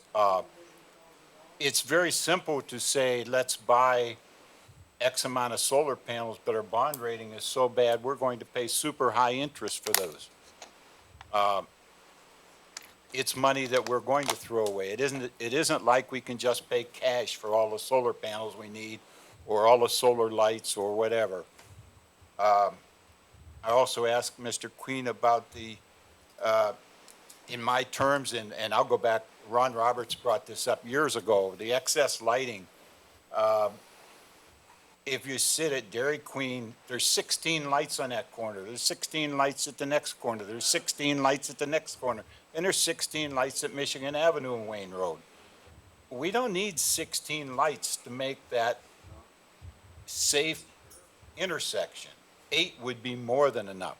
And I know that DTE will charge us money to take those out, but I would like them to give us an estimate, give us a price on what it would take, and put maybe one light instead of dual-headed lights on each one of those poles, those 8 poles, maybe just one light, and see what it costs. We talked with the city manager a couple of years ago about maybe thinning those lights out and saving some of the poles for later, but I would like to see at least those particular lights, you know, get an estimate and see what they're going to charge us to take some of that lighting out. It's like daylight over there. We don't need that. I realize that it's a safety thing. I've read a lot of reports and they go both ways. One says it's good for, it's necessary for traffic safety, and the next report says it really doesn't make that much impact. It's great for pedestrian safety. I can understand that, driving at night. I want to be able to see those pedestrians when I'm going down the street. As far as in the neighborhoods, I have a street light 3 doors down from me, and it sheds absolutely nothing. It's a new LED light, but there's a nice, beautiful tree growing all around it. Now, what do we want to do with that? Do we want to go in and just hack the limbs off of the tree so we shed some light? There's a path of probably 10 or 12 feet of light on the street, and that's it. And there's nothing going to the neighborhoods other than the one house that's right by it. So these are the things that I wanted to look into. I wanted a committee formed or someone to really look at some of these items. My motion is for 5 years, and I stand by that 5 years. I don't want to go 10. I think that's way too much for us right now. I think we need to really step back and look at things and see where we're at. Thank you. Mayor Racy, I have a couple questions. Can some other people speak first? Sure. Kelly? Mayor, I think we all agreed that the 10 years was too much. I guess the problem that I still have with the 5, though, is that this community was promised an exit plan. And I'm personally not going to be around in 5 years. All of us, when we were gathering the information for this assessment, because none of us were here, it was a lot of research that had to go in, a lot of work had to go in to get the information that we even have right now, because none of us were here. In 3 years, most of us hopefully will still be here in office, except for Tom's shaking his head. But hopefully most of us will, and we'll have the information we need. And I do know in 3 years that we will be in a better financial situation. I don't think that we're going to be able to, and then we can just see like what we can do as far as savings for the community, because I still think in 5 years, I think it's just a little bit too long. I'd like to see 3, but so if I do vote no tonight, it's not because I'm necessarily disagree with the fact that we do have to continue the assessment for a little bit longer, but I personally think that we have the information. 5 years from now, you're going to be dealing with the same thing, possibly another council. They're going to have to dig up all this information. They're not going to know what's going on. And we do. And I think we owe it to the people to try and see what we can do as far as if we can't give them an exit plan, some more cost savings. That's just how I feel about it. If I may, Councilwoman Skiff, I appreciate your comments, and I just want to say something. And this is going to be a very blunt statement. It's probably going to tick a lot of people off, but there's no reason to not to hold back. This administration, for this last several years, and the councils have had to deal with cans being kicked down the road. There were a lot of broken promises and things that happened in past administrations. There was never an exit plan. There was not an exit plan. To promise the council and to promise the community there was going to be an exit plan was to get it through. There is not an exit plan. The financials do not allow right now for an exit plan anytime soon. We had a person ask at the last meeting, why don't you open on Fridays? Why don't you do this better? Why don't you have more police? Why don't you have this? I don't have the money to pay for those things. We don't have the money to pay for these things. There's not going to be a change in the general fund in the next 5 years or 10 years. It's not going to happen. Mike explained, Headley has created a lot of problems for our communities. The taxes go up, but we can only collect a certain amount. We cannot afford in the general fund to pay for this. So if there's any belief that and that's fine, we can put a committee together, we can explore options. I'm all about that. As you recall, I put a grant into the state asking for 1.6 million just for 5 buildings in the city. 5 buildings, and that's just to do the bare minimum on energy efficiency savings. 1.6 million. That's a lot of money. And that was to do the bare minimum, and I did report that to the council. I'm not trying to say that council shouldn't do, you're going to do what you have to, but speaking from the budget and speaking from reality, I'm not going to kick cans down the road anymore. I'm telling you, the city does not have the money to get in any way, shape, or form to take on this lighting bill. I don't care if we end up with $300,000 in cost savings. There's no money there's not going to be money to do that. We don't have millages we had $650,000 millages years ago. You had a $20 million budget. We have a $350,000 mill, which hardly pays for anything. I think we just have to be realistic. I'm not a kicking the can down the road kind of girl. I'm not going to lie to the public. I'm not going to mislead you. There is no money in the budget to pay for this. We need your help to pay for these things. Can we look at efficiencies? Can we look at polls? Absolutely. But it's not going to change in 18 months, 24 months, 5 years, 10 years. You're still going to be at the table. The new council, people are still going to be here saying, we don't want to pay for this. We don't have another way to pay for it. We're all very well aware of the budget up here. We're all very well. And yes, exactly. Somebody said, turn off the lights. Yeah, that is an option. We don't have the money to pay for this. I know you don't either, but what's the answer? The answer is it's not going to go down. This is a renewal. We're not asking for anything more. We're asking for a renewal. And so I just think that we just have to be realistic with the fact that it may not make people happy, but we don't have the $5 or the $69.48 either. My $6.69.48 is trying to pay for a police department. It's trying to pay for an engineering department, DPW. It's trying to pay for all these things that the residents want. We have this many requests to do all this, and we have this staff and this money. It's done. It's gone. If we were not fiscally distressed, the city or the state would not be giving us grants for ambulances and vehicles and try to fix our system over at the police department. Our budget and our audits show we are fiscally distressed. We're not anywhere out of that. So I think it's just the reality is just here, and they did kick the can down the road, and I'm really sorry that this council has to continue to deal with that. But there was never an exit plan. That was a farce. Thank you. Okay. Any other council members? Mayor Eastie. I want to say something first. Well, I've asked twice. Now, You spoke go 4 ahead. times. Okay, go ahead. Let's go ahead. Okay? I agree with, we need to do at least the 5 years. When I first got on council when this whole thing started, I never agreed with what they were saying that that there was an answer to stop this happening. I knew that once they did this was going to happen. And I promised the public then that I was going to work to find a way to save money. And that's what, if you recall, that's what I promised. Unfortunately, the videotapes have been destroyed. That could show you that, but that was what happened. And our administration went out and did what I asked them to do, and they have found by us being able to get those grants for the LED lighting. I mean, in 2017, we were paying $75.09 for residence lots, and today we're paying $69.46, $5.63 reduction. Then you go to the industrial, 1 foot to 100 foot. In 2017, it was $233.04. And then it went down to $215.57, a reduction of $17.47. Lots of 101 feet to 300 feet went down $34.96. Industrial went of 301 feet to 500 feet, went down $58.26.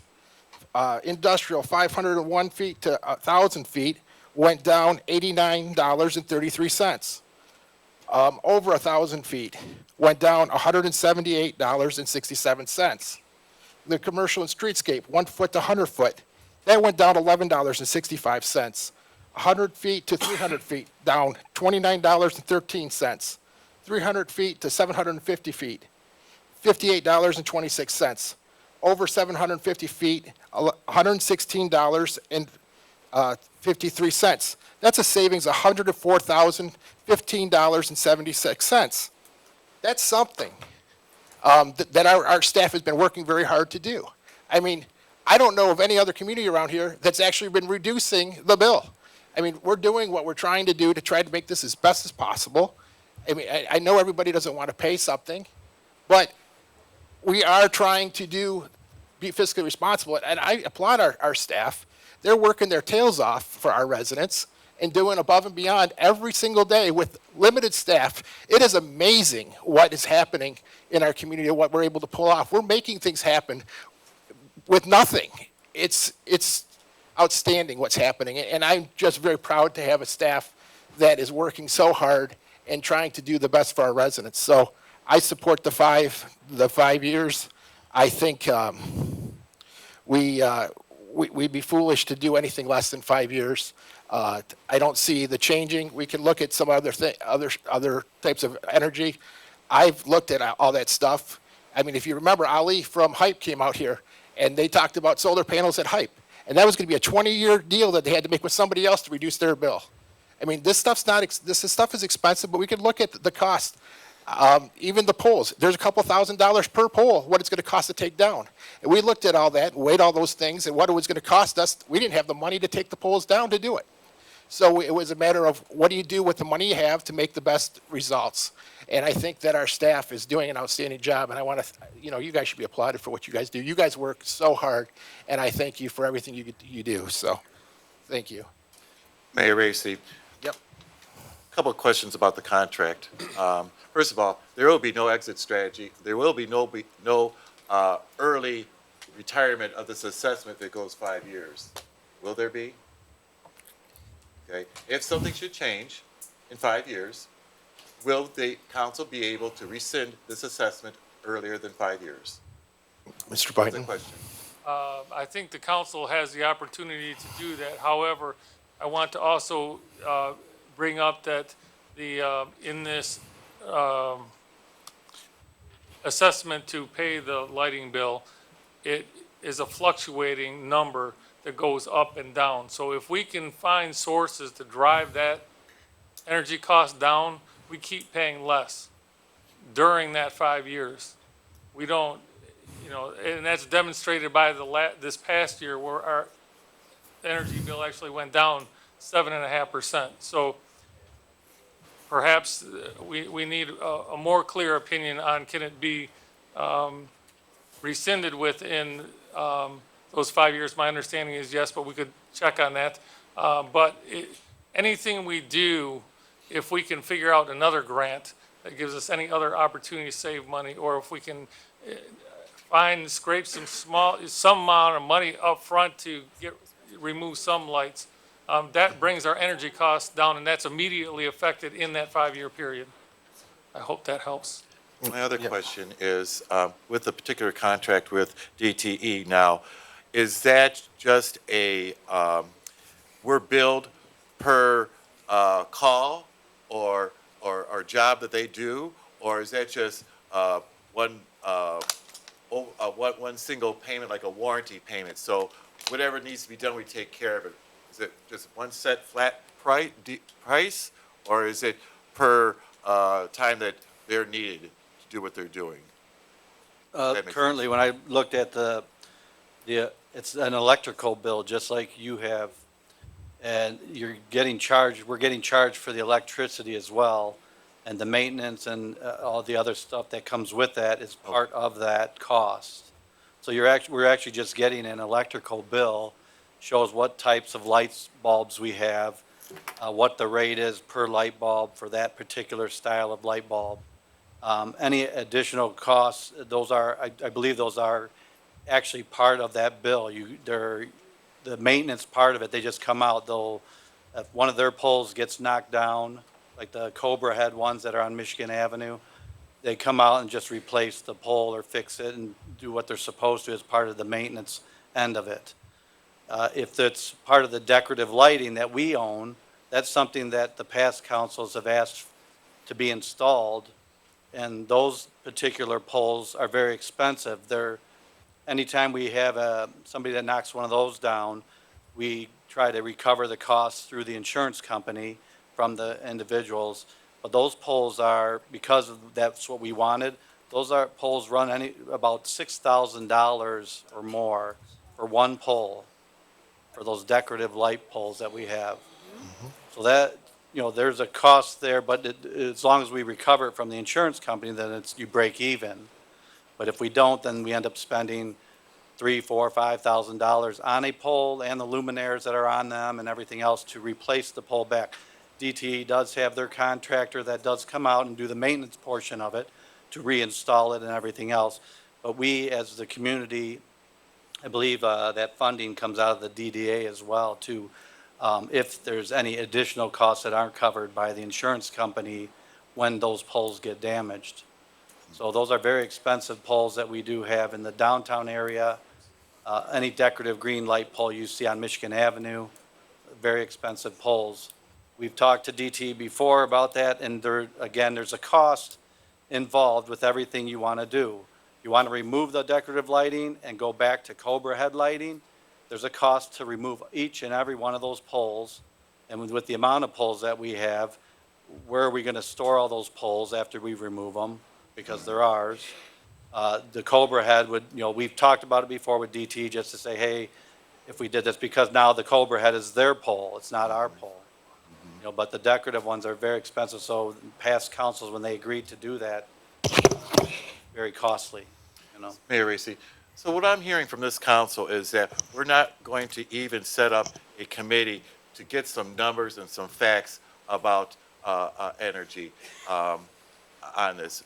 Can we not include this in this resolution, that with this assessment, that we are going to actively seek out this information to provide to the council so we can make some more, because I feel as though that we're just deciding on this assessment and we don't have a clue as to how much all the alternatives are. We're just making these assumptions, but we never got anybody to come out. I totally disagree. I think our staff does have a clue because that's why they're Well, can you please provide those numbers to us? They've talked to you guys have talked to them, and there are numbers for each poll. Maybe I can No, I'm talking about some other alternatives and the way we can save energy throughout the whole municipality, okay? So we can't save it in our light poles. Maybe we can save it in some of these buildings, okay? Because at the end of the day, This we're all isn't the paying an buildings. electric bill here. I think we're getting off the subject, but Mike, you want to? I just wanted to, if we take the solar lighting, for example, I don't have the numbers at a very large scale, but I have enough maybe that I could demonstrate a little bit what we run into there. If you take an average solar installation per household, that will often run about $12,000. You get tax credits that will bring your cost down to about $8,000. Now, those numbers in itself are not relevant other than it shows you have to have $8,000 there in order to see the savings of the energy over time. And it's that money that we don't have because we're so much on fumes. So it's not I don't have the bigger and larger numbers, but I can tell you that there's upfront money that we just don't have to accomplish that. And do we look for grants? Absolutely. We are the grant lookers. And so if something like that comes up, we'll capture it and continue to try and drive our bills down. But those conversations were done with DTE, and they told us the same thing, that we didn't have the money to be able to upfront costs, as we were honest with each other Right. about that. We can't bond for it. I mean, there's financial issues with where we're at, unfortunately.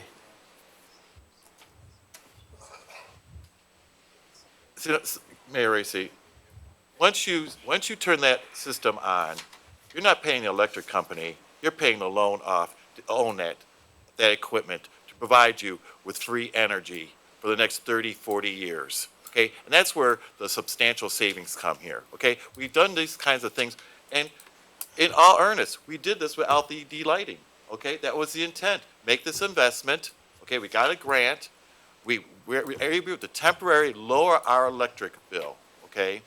We've done this with grant writing. Look at the investment return we received on that. This is no different. And that's why I implore this council to at least, let's get the numbers.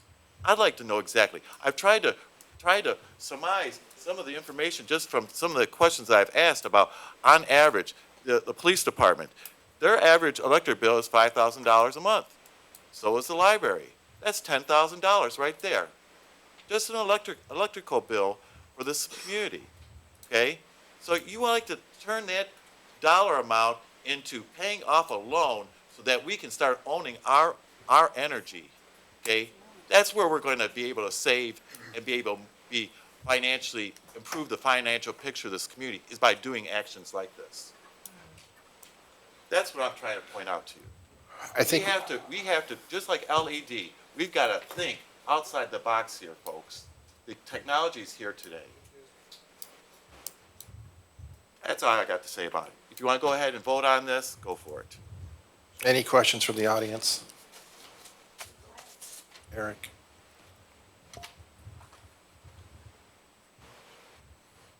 A couple of years ago, when DT was in to speak about this, we were promised that the DT, or the LED lights were going to cost less. It's kind of frustrating to hear that we're paying a different rate for LED at this point than sodium. If it's using less electricity, why are we paying more? Kind of offsets? No, I said that it's $104,000 savings that we've seen because of I know. that. Yeah, I appreciate the savings. I'm just wondering if we could have a greater savings than that. Why we're That's paying- what we have to push on them. We were taking a 1 year looking at it, and that's another discussion. We may be able to get it down some more, and there's some other things we're trying to push on them to do some enhancements based on some of the lights being out, and them adding some other savings that will come back to the community. But like I said, the staff is looking for every single possible way that we can do with the funds that we have to make that happen. But I understand what you're saying. Great.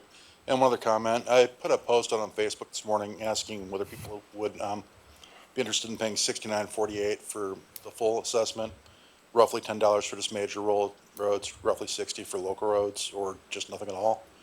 And 94 people responded. 84% said they want the lighting to remain as it is for the major roads. 71 said they want it for the minor roads. So a lot of louder voices are saying turn the lights off, but the majority of voices seem to be saying keep them on. Thank you. Thank you. Kathy?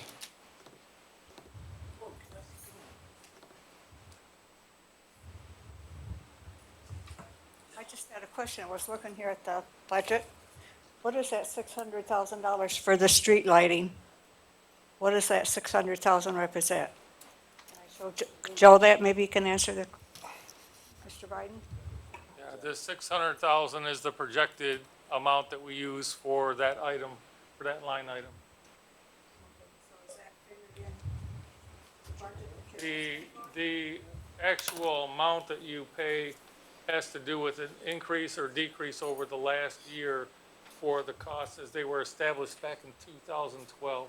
So that's a figure, that's a rough estimate that we use for our budgeting purposes, that we won't receive that much revenue. I'm sorry. Mayor, members of the council. The $600 line item is just a ballpark estimate of what we use for lighting. the actual amount that we recover will be less than that. The actual amount that we spend will be less than that. That'll be 100% in, out, based on the 12 bills that we add up for the month. Right. Okay. Vic? Good evening, Mr. Mayor. I heard the word buildings, what we pay for the police department and the fire department. This hearing was held before for local and major street lighting district. So that's got nothing to do with buildings, okay? You're I correct. get an electric bill for my lights. Your head okay? I'm all right. And so I get a bill, you get a bill monthly, okay? I asked the question, I haven't heard it, but we'll get back to the city manager. I asked, did you have a contract? Haven't heard anything about that, we will later.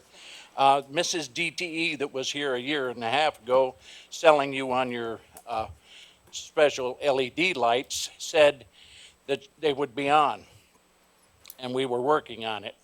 She came back here twice. And she told us, and I made her speak into one of these microphones, she said, you will be billed, Mr. Beitner, for that street light being out unless you, the resident, notify DTE that the light is out on that one pole. So if you have 5 lights on your street and they're all out, failure of the resident to notify DTE means you still get paid for 5 of those poles. 5 years, we pay our bills monthly. This was a Mr. Bill English special, pay half of it. You couldn't shove it through as a tax. It is an assessment. You have an assessment for a year, and I wish, like Mr. Miller, Councilman Miller, I wish you'd have all the facts here together with the dollar figures and where the poles, and those green poles, don't worry about them. We don't pay for them. We'll just cruise down there with our flashlight, okay? We don't need all those poles. You've been advised of this. I don't know how many meetings. We don't need that many green poles. Just go down there and untweak a pole. Any other residents? Can I have a roll call vote on this? Okay, so the motion on the table is to approve the resolution with the 5-year assessment. This motion was by Porter, supported by Webster. Roll call vote. Mayor Pro Tem Porter, Yes. Councilman Miller, No. Councilman Webster, Yes. Councilwoman Skiff, No. Councilman Wagner, Yes. Councilman Dowd, Yes. Mayor Racy. Yes. We have 5 yeses and 2 nos. Motion carries.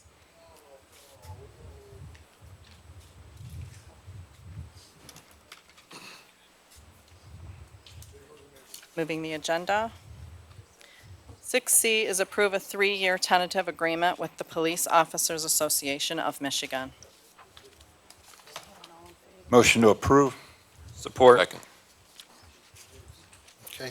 Did you want to talk about this, Lisa? No, Okay, no, not okay. unless there are questions. Okay, any questions? All in favor? Aye. Opposed? Motion carries. Item 7 is administration reports. Just, first of all, I know that a lot of individuals up here are going to be excited. I just wanted to say that, from just my perspective, I really enjoyed the community build. Friday and Saturday, it was hot, but we had a lot of wonderful volunteers. The DPW, Fire Department, Police Department, everybody stepped up, volunteers, council members. It was just it was a wonderful experience, and I just want to thank everybody for being a part of it. And Nancy, it was a pleasure, because I will say that Nancy was there both days, Nancy Pride. And I don't know, did you get to take your first swing yet? Did you get to go on the swing yet, or the slide? Okay, well, it's open. So we had an agreement. You would do that. No, but the park's open. Yes, ma'am. And then I see that Mr. Mills is here tonight for the Sesquicentennial Minute. Yes, tonight's sesquicentennial minute is giving equal time to the Wayne Fire Department, and I subtitled this Rising from the Ashes. After several building fires, the Village Council of Wayne in 1880 purchased a 40-gallon Babcock fire extinguisher, 36 pails, and 13 ladders at the cost of $96.13. The Village of Wayne now had a thoroughly modern equipped fire bucket brigade, marking the birth of the firefighting service. In April 1893, the Wayne Bank caught fire, which quickly exceeded the capacity of the volunteer Wayne resident bucket brigade. An emergency telegraph was sent to the Detroit Fire Company seeking assistance. Detroit Fire sent a steam-powered fire engine and a hose cart via the New York Central, formerly Michigan Central Railroad. This took 1.5 hours to arrive in Wayne. The bank was a total loss, but I'm sorry, I lost my place here. But the rest of the village was saved. Detroit billed Wayne $100 for this service. In late 1893, the Village Council approved the purchase of a Ramsey pump fire engine and 2 hose carts of their own for $250. Thus, the second firefighting service was born. The engine was stored in the Proudian Glass Carriage Factory on Sophia Street, and factory workers would pull this equipment to fires when needed. In 1911, the Village Council authorized the formation of a 12-man volunteer fire department with Charles Gowdy as fire chief, marking the 3rd rebirth of the firefighting service and first Wayne Fire Department in our community. In 1914, domestic water mains complete with fire hydrants were installed in the village. And in 1917, a Ford Model T truck was purchased and used as a hose truck by the Wayne Volunteer Fire Department. The Wayne VFD served the community until 1928, when the Village Council approved hiring 3 full-time firemen, marking the 4th rebirth of the firefighting services. These men were Charles Gowdy, Daniel Doletsky, and Hank Gowdy. The firemen were paid $1 per day and worked 10 days at a time, with 1 day off on staggered shifts. They were additionally compensated $4 for every fire for which they reported to fight. The council also purchased a 1928 American LaFrance 1,000-gallon-a-minute pumper truck at a cost of $12,000. This pumper truck was the first of its kind in all of western Wayne County. On April 1st, 1942, the Village Council of Wayne and the Nankin Township Board of Supervisors signed an agreement forming the Wayne Nankin Fire Department, the 5th rebirth of the department. For the first time in its history, Nankin Township had the services of their own fire department. Per this agreement, Nankin Township purchased a fire truck, a 1938 Ford American, and in 1947, the township purchased its second truck. In 1950, the township built a fire station on Ford Road. It was commonly called the Wayne Nankin Fire Station Number 2. After World War II ended, the Wayne Nankin Fire Department took over the Norwayne Fire Station on Palmer Road, which was then named the Wayne Nankin Fire Station Number 3. In 1952, the Village Council approved building a new Wayne Fire Station at 3300 Wayne Road, which served as the headquarters of the Wayne Nankin Fire Department and was called the Wayne Nankin Fire Station Number 1. This was followed in 1953 with the purchase of 2 new fire trucks, one of which was a ladder truck, also the first of its kind in western Wayne County. Nankin Township in the late 1950s purchased 2 new pumper fire trucks to add to the fleet. On July 5th, 1960, the Village of Wayne was incorporated as the City of Wayne. And then on December 31st, 1962, the Wayne Nankin Fire Department was dissolved, thus rebirthing the Wayne Fire Department for the 6th time. The City Council also approved the purchase of a new pumper truck and expanded the number of full-time firefighters to a staggering number of 10. In 1966, the Wayne Fire Department took over ambulance services in the city, and firefighters were trained in advanced first aid and emergency care. Fire Chief Hank Gowdy, a 44-year employee of the fire department, retired on July 1st, 1971. The seventh rebirth of the firefighting service came about in 1975 when the City Council voted to create the Wayne Department of Public Safety, with one director overseeing operations of both the new fire division and police division. Dispatching was also taken over by civilians, and a new pumper truck was purchased in 1987. In 1991, the eighth rebirth of the Wayne Fire Department occurred when the City Council dissolved the Department of Public Safety, separating again both fire and police services. 1999 ushered in advanced life support services provided by the Wayne Fire Department. In 2000, a temporary fire station was constructed on Forest Avenue and the Wayne Road Fire Station was torn down. The new Wayne Fire Station on the southwest corner of Wayne Road and Ash Street was opened on September 23, 2003.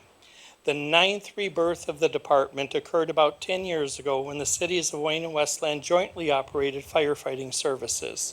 Just a few years ago, the cities agreed to terminate that collaborative. However, the Wayne Westland, the name of the collaborative was the Wayne Westland Fire Department. However, the joint fire chief agreement was retained, thus bringing us to our current configuration in the 10th rebirth of the department. Like the phoenix rising from the ashes, so too has the City of Wayne Fire Department.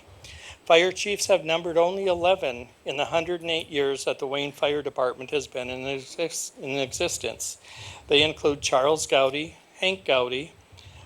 Together, their service totaled 60 of those 108 years. Russ Johnson, Ken Warfield, Wayne Bennett, Michael O'Brien, Robert Dahlman, Tim Reynolds, Mel Moore, Michael Reddy, and our current chief, Michael Stratner. On a personal note, I'd like to thank Richard Story, former Wayne Historical Museum Director, for his interest, research, and Wayne Fire Department book, which I relied on for much of this presentation. Thank you.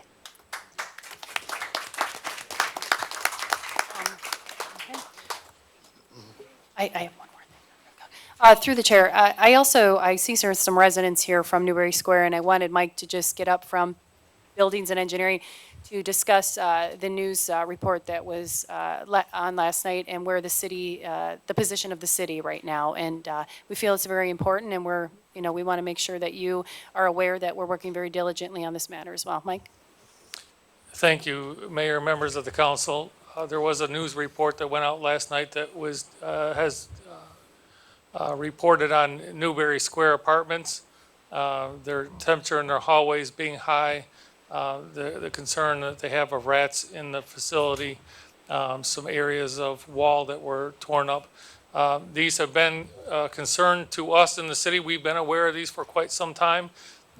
We have tried to work with the property owners. There are two sets of owners. There's an owner of the first floor, and then there's another owner of floors 2 through 5. After numerous efforts to work with them outside of the court system, we have been forced into the court system to deal with them. We have each of those companies in court.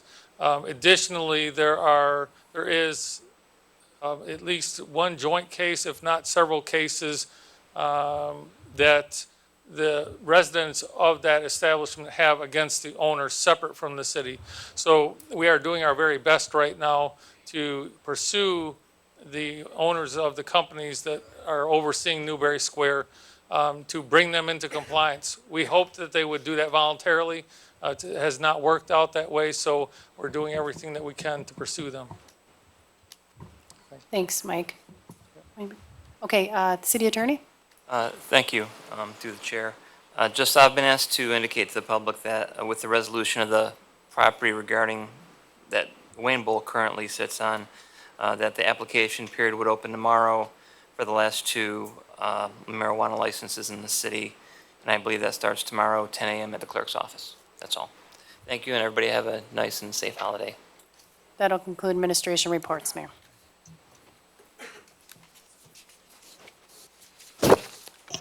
Public, excuse me, public comments for matters not on the agenda. Citizens are to limit their comments or requests to 3 minutes. The City Council asks that if you do have a question or concern, to bring it to the attention of the appropriate departments whenever possible.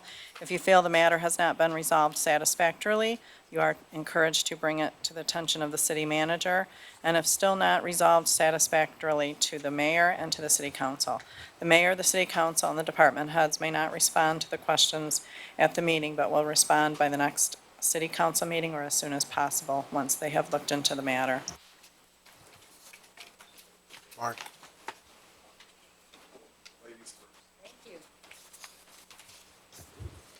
Good evening, Mayor and City Council members. My name is Carol Bavard, and I'm representing the City of Wayne Commission on Aging.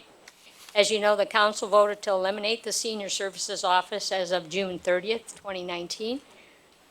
All members of the Commission on Aging have also decided to resign from the commission as of today. We think your decision to eliminate the Senior Services Office is taking Wayne in the wrong direction. Asking seniors to go to another city to receive services is not the way to go. We want people to come to Wayne. You've all received a copy of the letter, or some of you have. I will read the letter for the record. Dear Mayor and Council members, as you know, the Community Director, Lori Gowen, Personnel Director, Elise Leslie, and Councilman Jeremiah Webster attended the June Commission on Aging meeting. After their presentation, we discussed the information presented, and after some deliberation, we decided as a group that we are not interested in continuing. We feel that if you really valued our opinion, you would have met with us prior to your decision to cut the senior department, not afterwards. No attempts were made, in our opinion, to save this department. Our resignations are immediate. Our last decision on record is that we would like you to, with any money that is left in our commission account, to be donated to the Wayne Public Library. Sincerely, the Wayne Commission on Aging, and it's signed by the Chair, John Van Stipdonk, Barbara Heidman, Diane Souls, Helen Braun, Mary Ann Daly, Janice Kendrick, Carol Bavard, and Kathy Rockwell. Thank you. Thank you. Mark?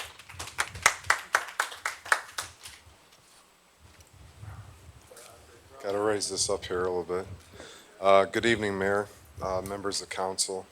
I appear before this body tonight as a volunteer with Veterans Haven. I was asked by the Vice President, Mr. Jack Pavlik.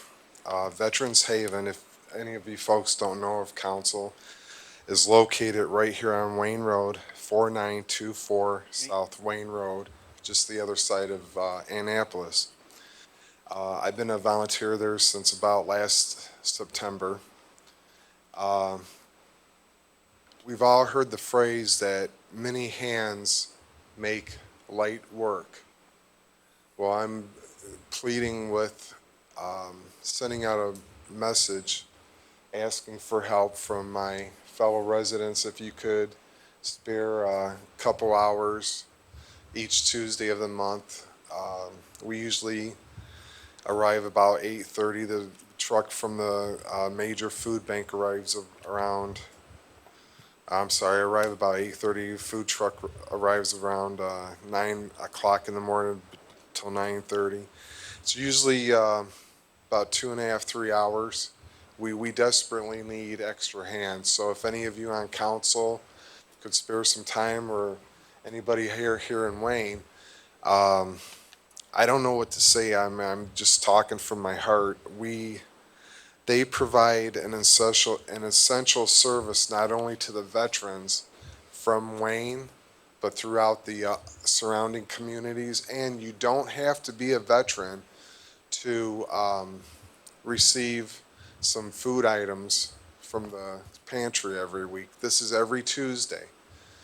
And if you are a veteran, depending on the criteria, a veteran can receive a food or a veterans pack once a month.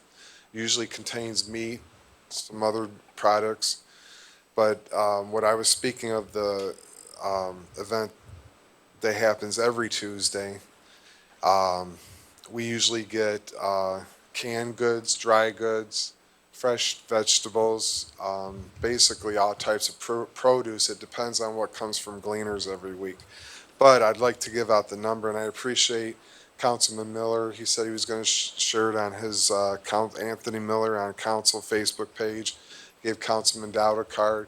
Mr. Porter, I gave extra cards for the council because I am apprehensive about approaching the dais for certain legal reasons. But if you need to get a hold of Veterans Haven for more information, the number is 734-728-0527. Would really appreciate any help. That's what we need a short supply on is extra hands. And today, for instance, as everyone well knows, and I know my time's up, it was blistering heat. There were 6, 7 of us there. We have, I don't want to say an elderly gentleman, a mature gentleman. He's in his mid-80s, retired staff sergeant from the United States Marine. I made a mistake one time by saying former Marine. He corrected me by saying, no, once a Marine, always a Marine. So if anyone could come out, you know, they have a line for veterans. They service the veterans first. You park, be across the street behind the daycare. It used to be Mad Anthony's. They service the veterans first and non-veterans. Everyone's welcome. There's really no criteria. If you need help, you need help. I mean, Thank you. food items are food items. Come on out. If you want to volunteer or if anybody's in need of items, give them a call. Show up every Tuesday. Thank you. Thank you. Nancy?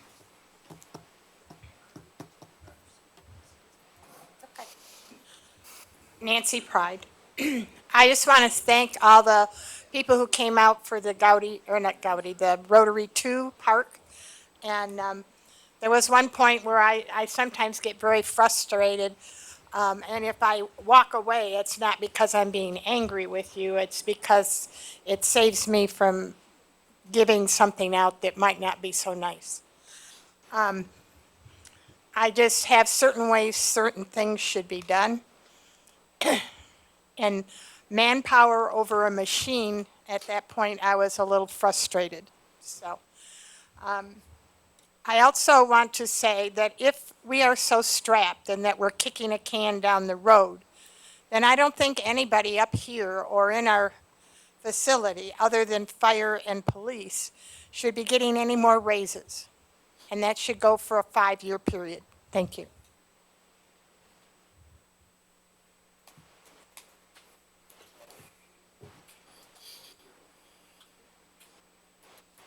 Hello, how y'all doing? I'm Judy Pullins. I live at the famous Newberry Square Apartments.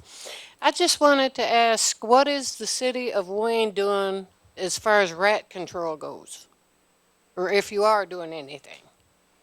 You can talk to Mike Byton afterwards. Okay. Thank you. Thank you. Anybody else? Eric?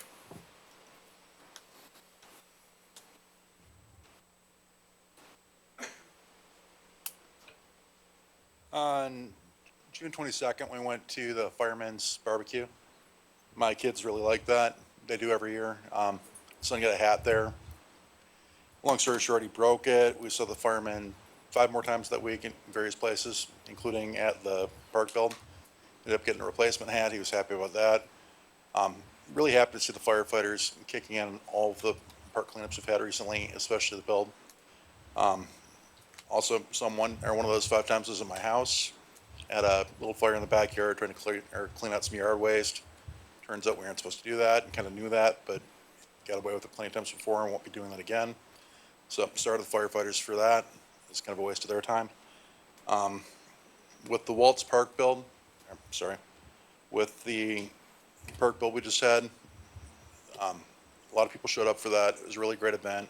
Enjoyed being part of it, so did my kids. Best part to it though for me was on Monday when my son got to try out the park for the first time. He refers to it as Daddy Sissy Park because his sister helped build it too. So thank you for everybody helping make that possible. And just to let everybody know, we've got a cleanup at Forest on July 13th, 11 to 4 o'clock. As Mark said, many hands make light work, so the more people we can get out there, the better. Thank you. Thank you. Anybody else? Okay, go ahead and move the agenda. Item number 8 is items for next agenda. I have one thing that I'd like to put on a special study session, closed session, for talk about contract negotiations for a special meeting at 7 o'clock on July 16th. So it'd be before the 8 o'clock meeting. It'd be closed. Yep. Yep. About labor, it's labor negotiations that we need to discuss.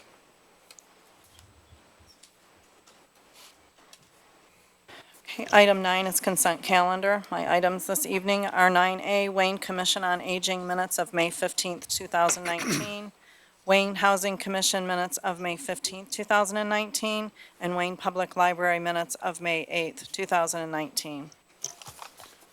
Wish of council. Motion to move without exception. Support. Any questions? All in favor? Aye. Opposed? Motion carries. Comments from members of the council.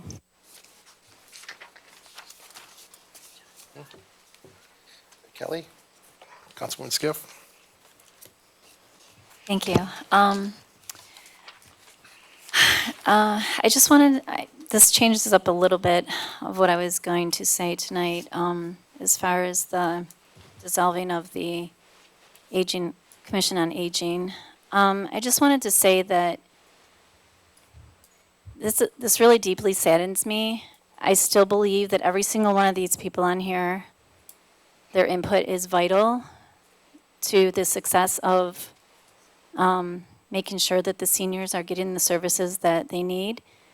I would have liked to have seen us work with the Commission on Aging in making forward steps. This was just something that we had to do at this time. It doesn't necessarily mean it always has to be like this. Also, just wanted to say that just the comment about us telling our residents to go to another city, I just want to reiterate again that one of the options was something that's already in our city. It's a program that already belongs to us. It's not telling you to go to another city, just utilize a program that we already have in place. So the other was, it was the same price. It just gave the seniors more of an option. So,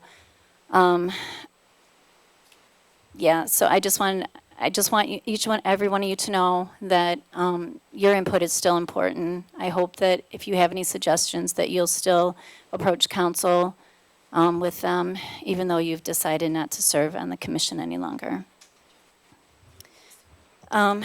Next, I just wanted to say, I wanted to thank all those. We had 6 reappointments tonight.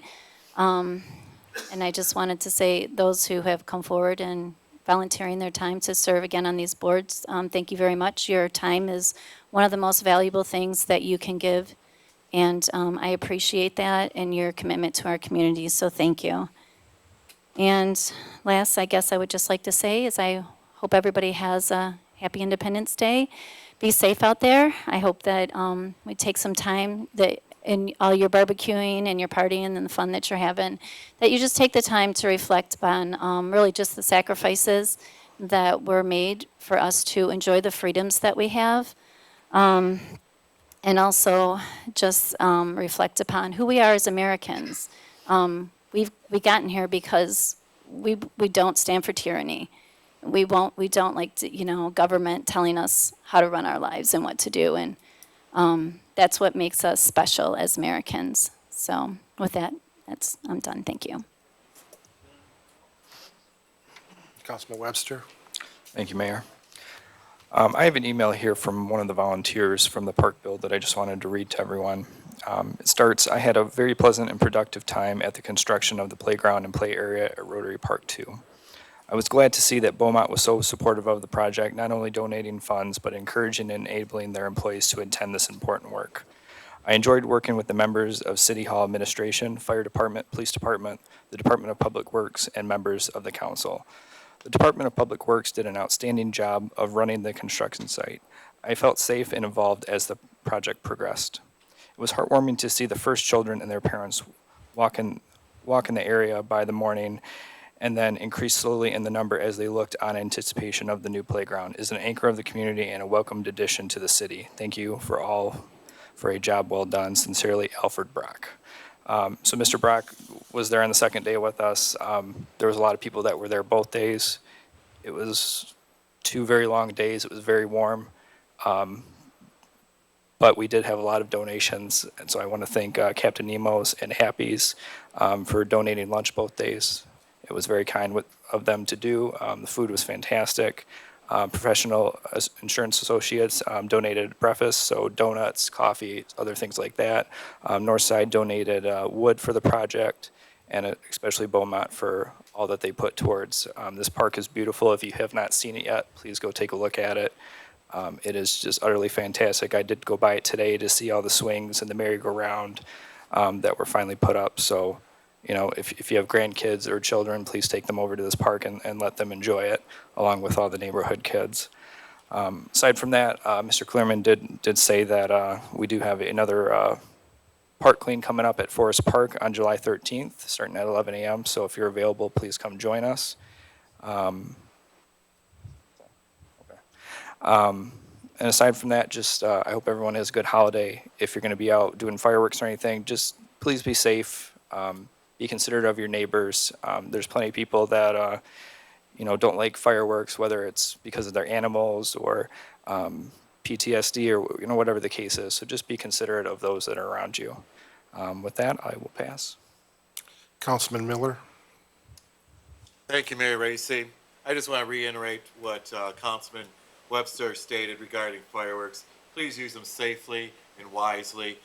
There are people that do experience post-traumatic stress disorder, that is PTSD, and also about our pets. They also, it's pretty rough on them too. So have a little consideration when you're putting off the fires, where you're putting off the fireworks, and most importantly, how you're handling the fireworks. So you lose an eye or a hand and, or create some injury with somebody else. Also, I just want to reiterate, City Hall will be closed on Thursday and the 4th of July. They'll be back open on Monday at 10 a.m. And with that, I will turn it over to the mayor. Okay. Councilman Dowd. Thank you, Mayor. Just wanted to reflect a little bit on Wild Bill. Passing of Wild Bill. As a child and a young 9, 10, 11, 12-year-old, I spent a lot of time at his bike store and migrated to his party store. And I would say that many a summer he was my daycare with my pals. So I have he's a great man in my memory. Very welcoming, great smile. And he will be forever, ever missed. Moving on, I just want to say I think, even though I physically could not help, I was overwhelmed with the participation at the Rotary Park from residents, companies, people from all departments, and everybody getting in there. It's hard to sit on the side with my situation, because I'm generally somebody who likes to get in the middle of it.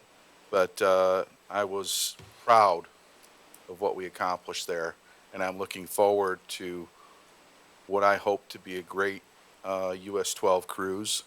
And yet again, another collaboration between the museum and all the community and the people getting together. This should be a great July. And with that, I'll close with saying, God bless America and happy 4th of July to everybody. Councilman Wagner. Thank you. I also wanted to thank everybody who participated in the community build. Also, thank you to Beaumont Hospital for donating that equipment. we have a lot of great things happening in Wayne this summer. Concerts in the Park starts 2 weeks from tomorrow. Is that correct?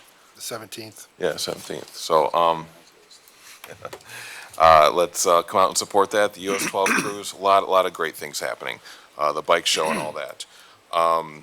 Also, come on down, help us out in the Forest Park cleanup, and that'll pass. Mayor Pro Tem? Thank you, Mayor. I just want to reiterate what everybody has said, excuse me, about the playground bill. It was great. So many people to thank and so many businesses, I won't even go into it.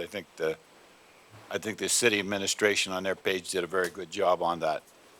Other than that, I want you all to have a happy and safe 4th of July, and God bless America. Thank you.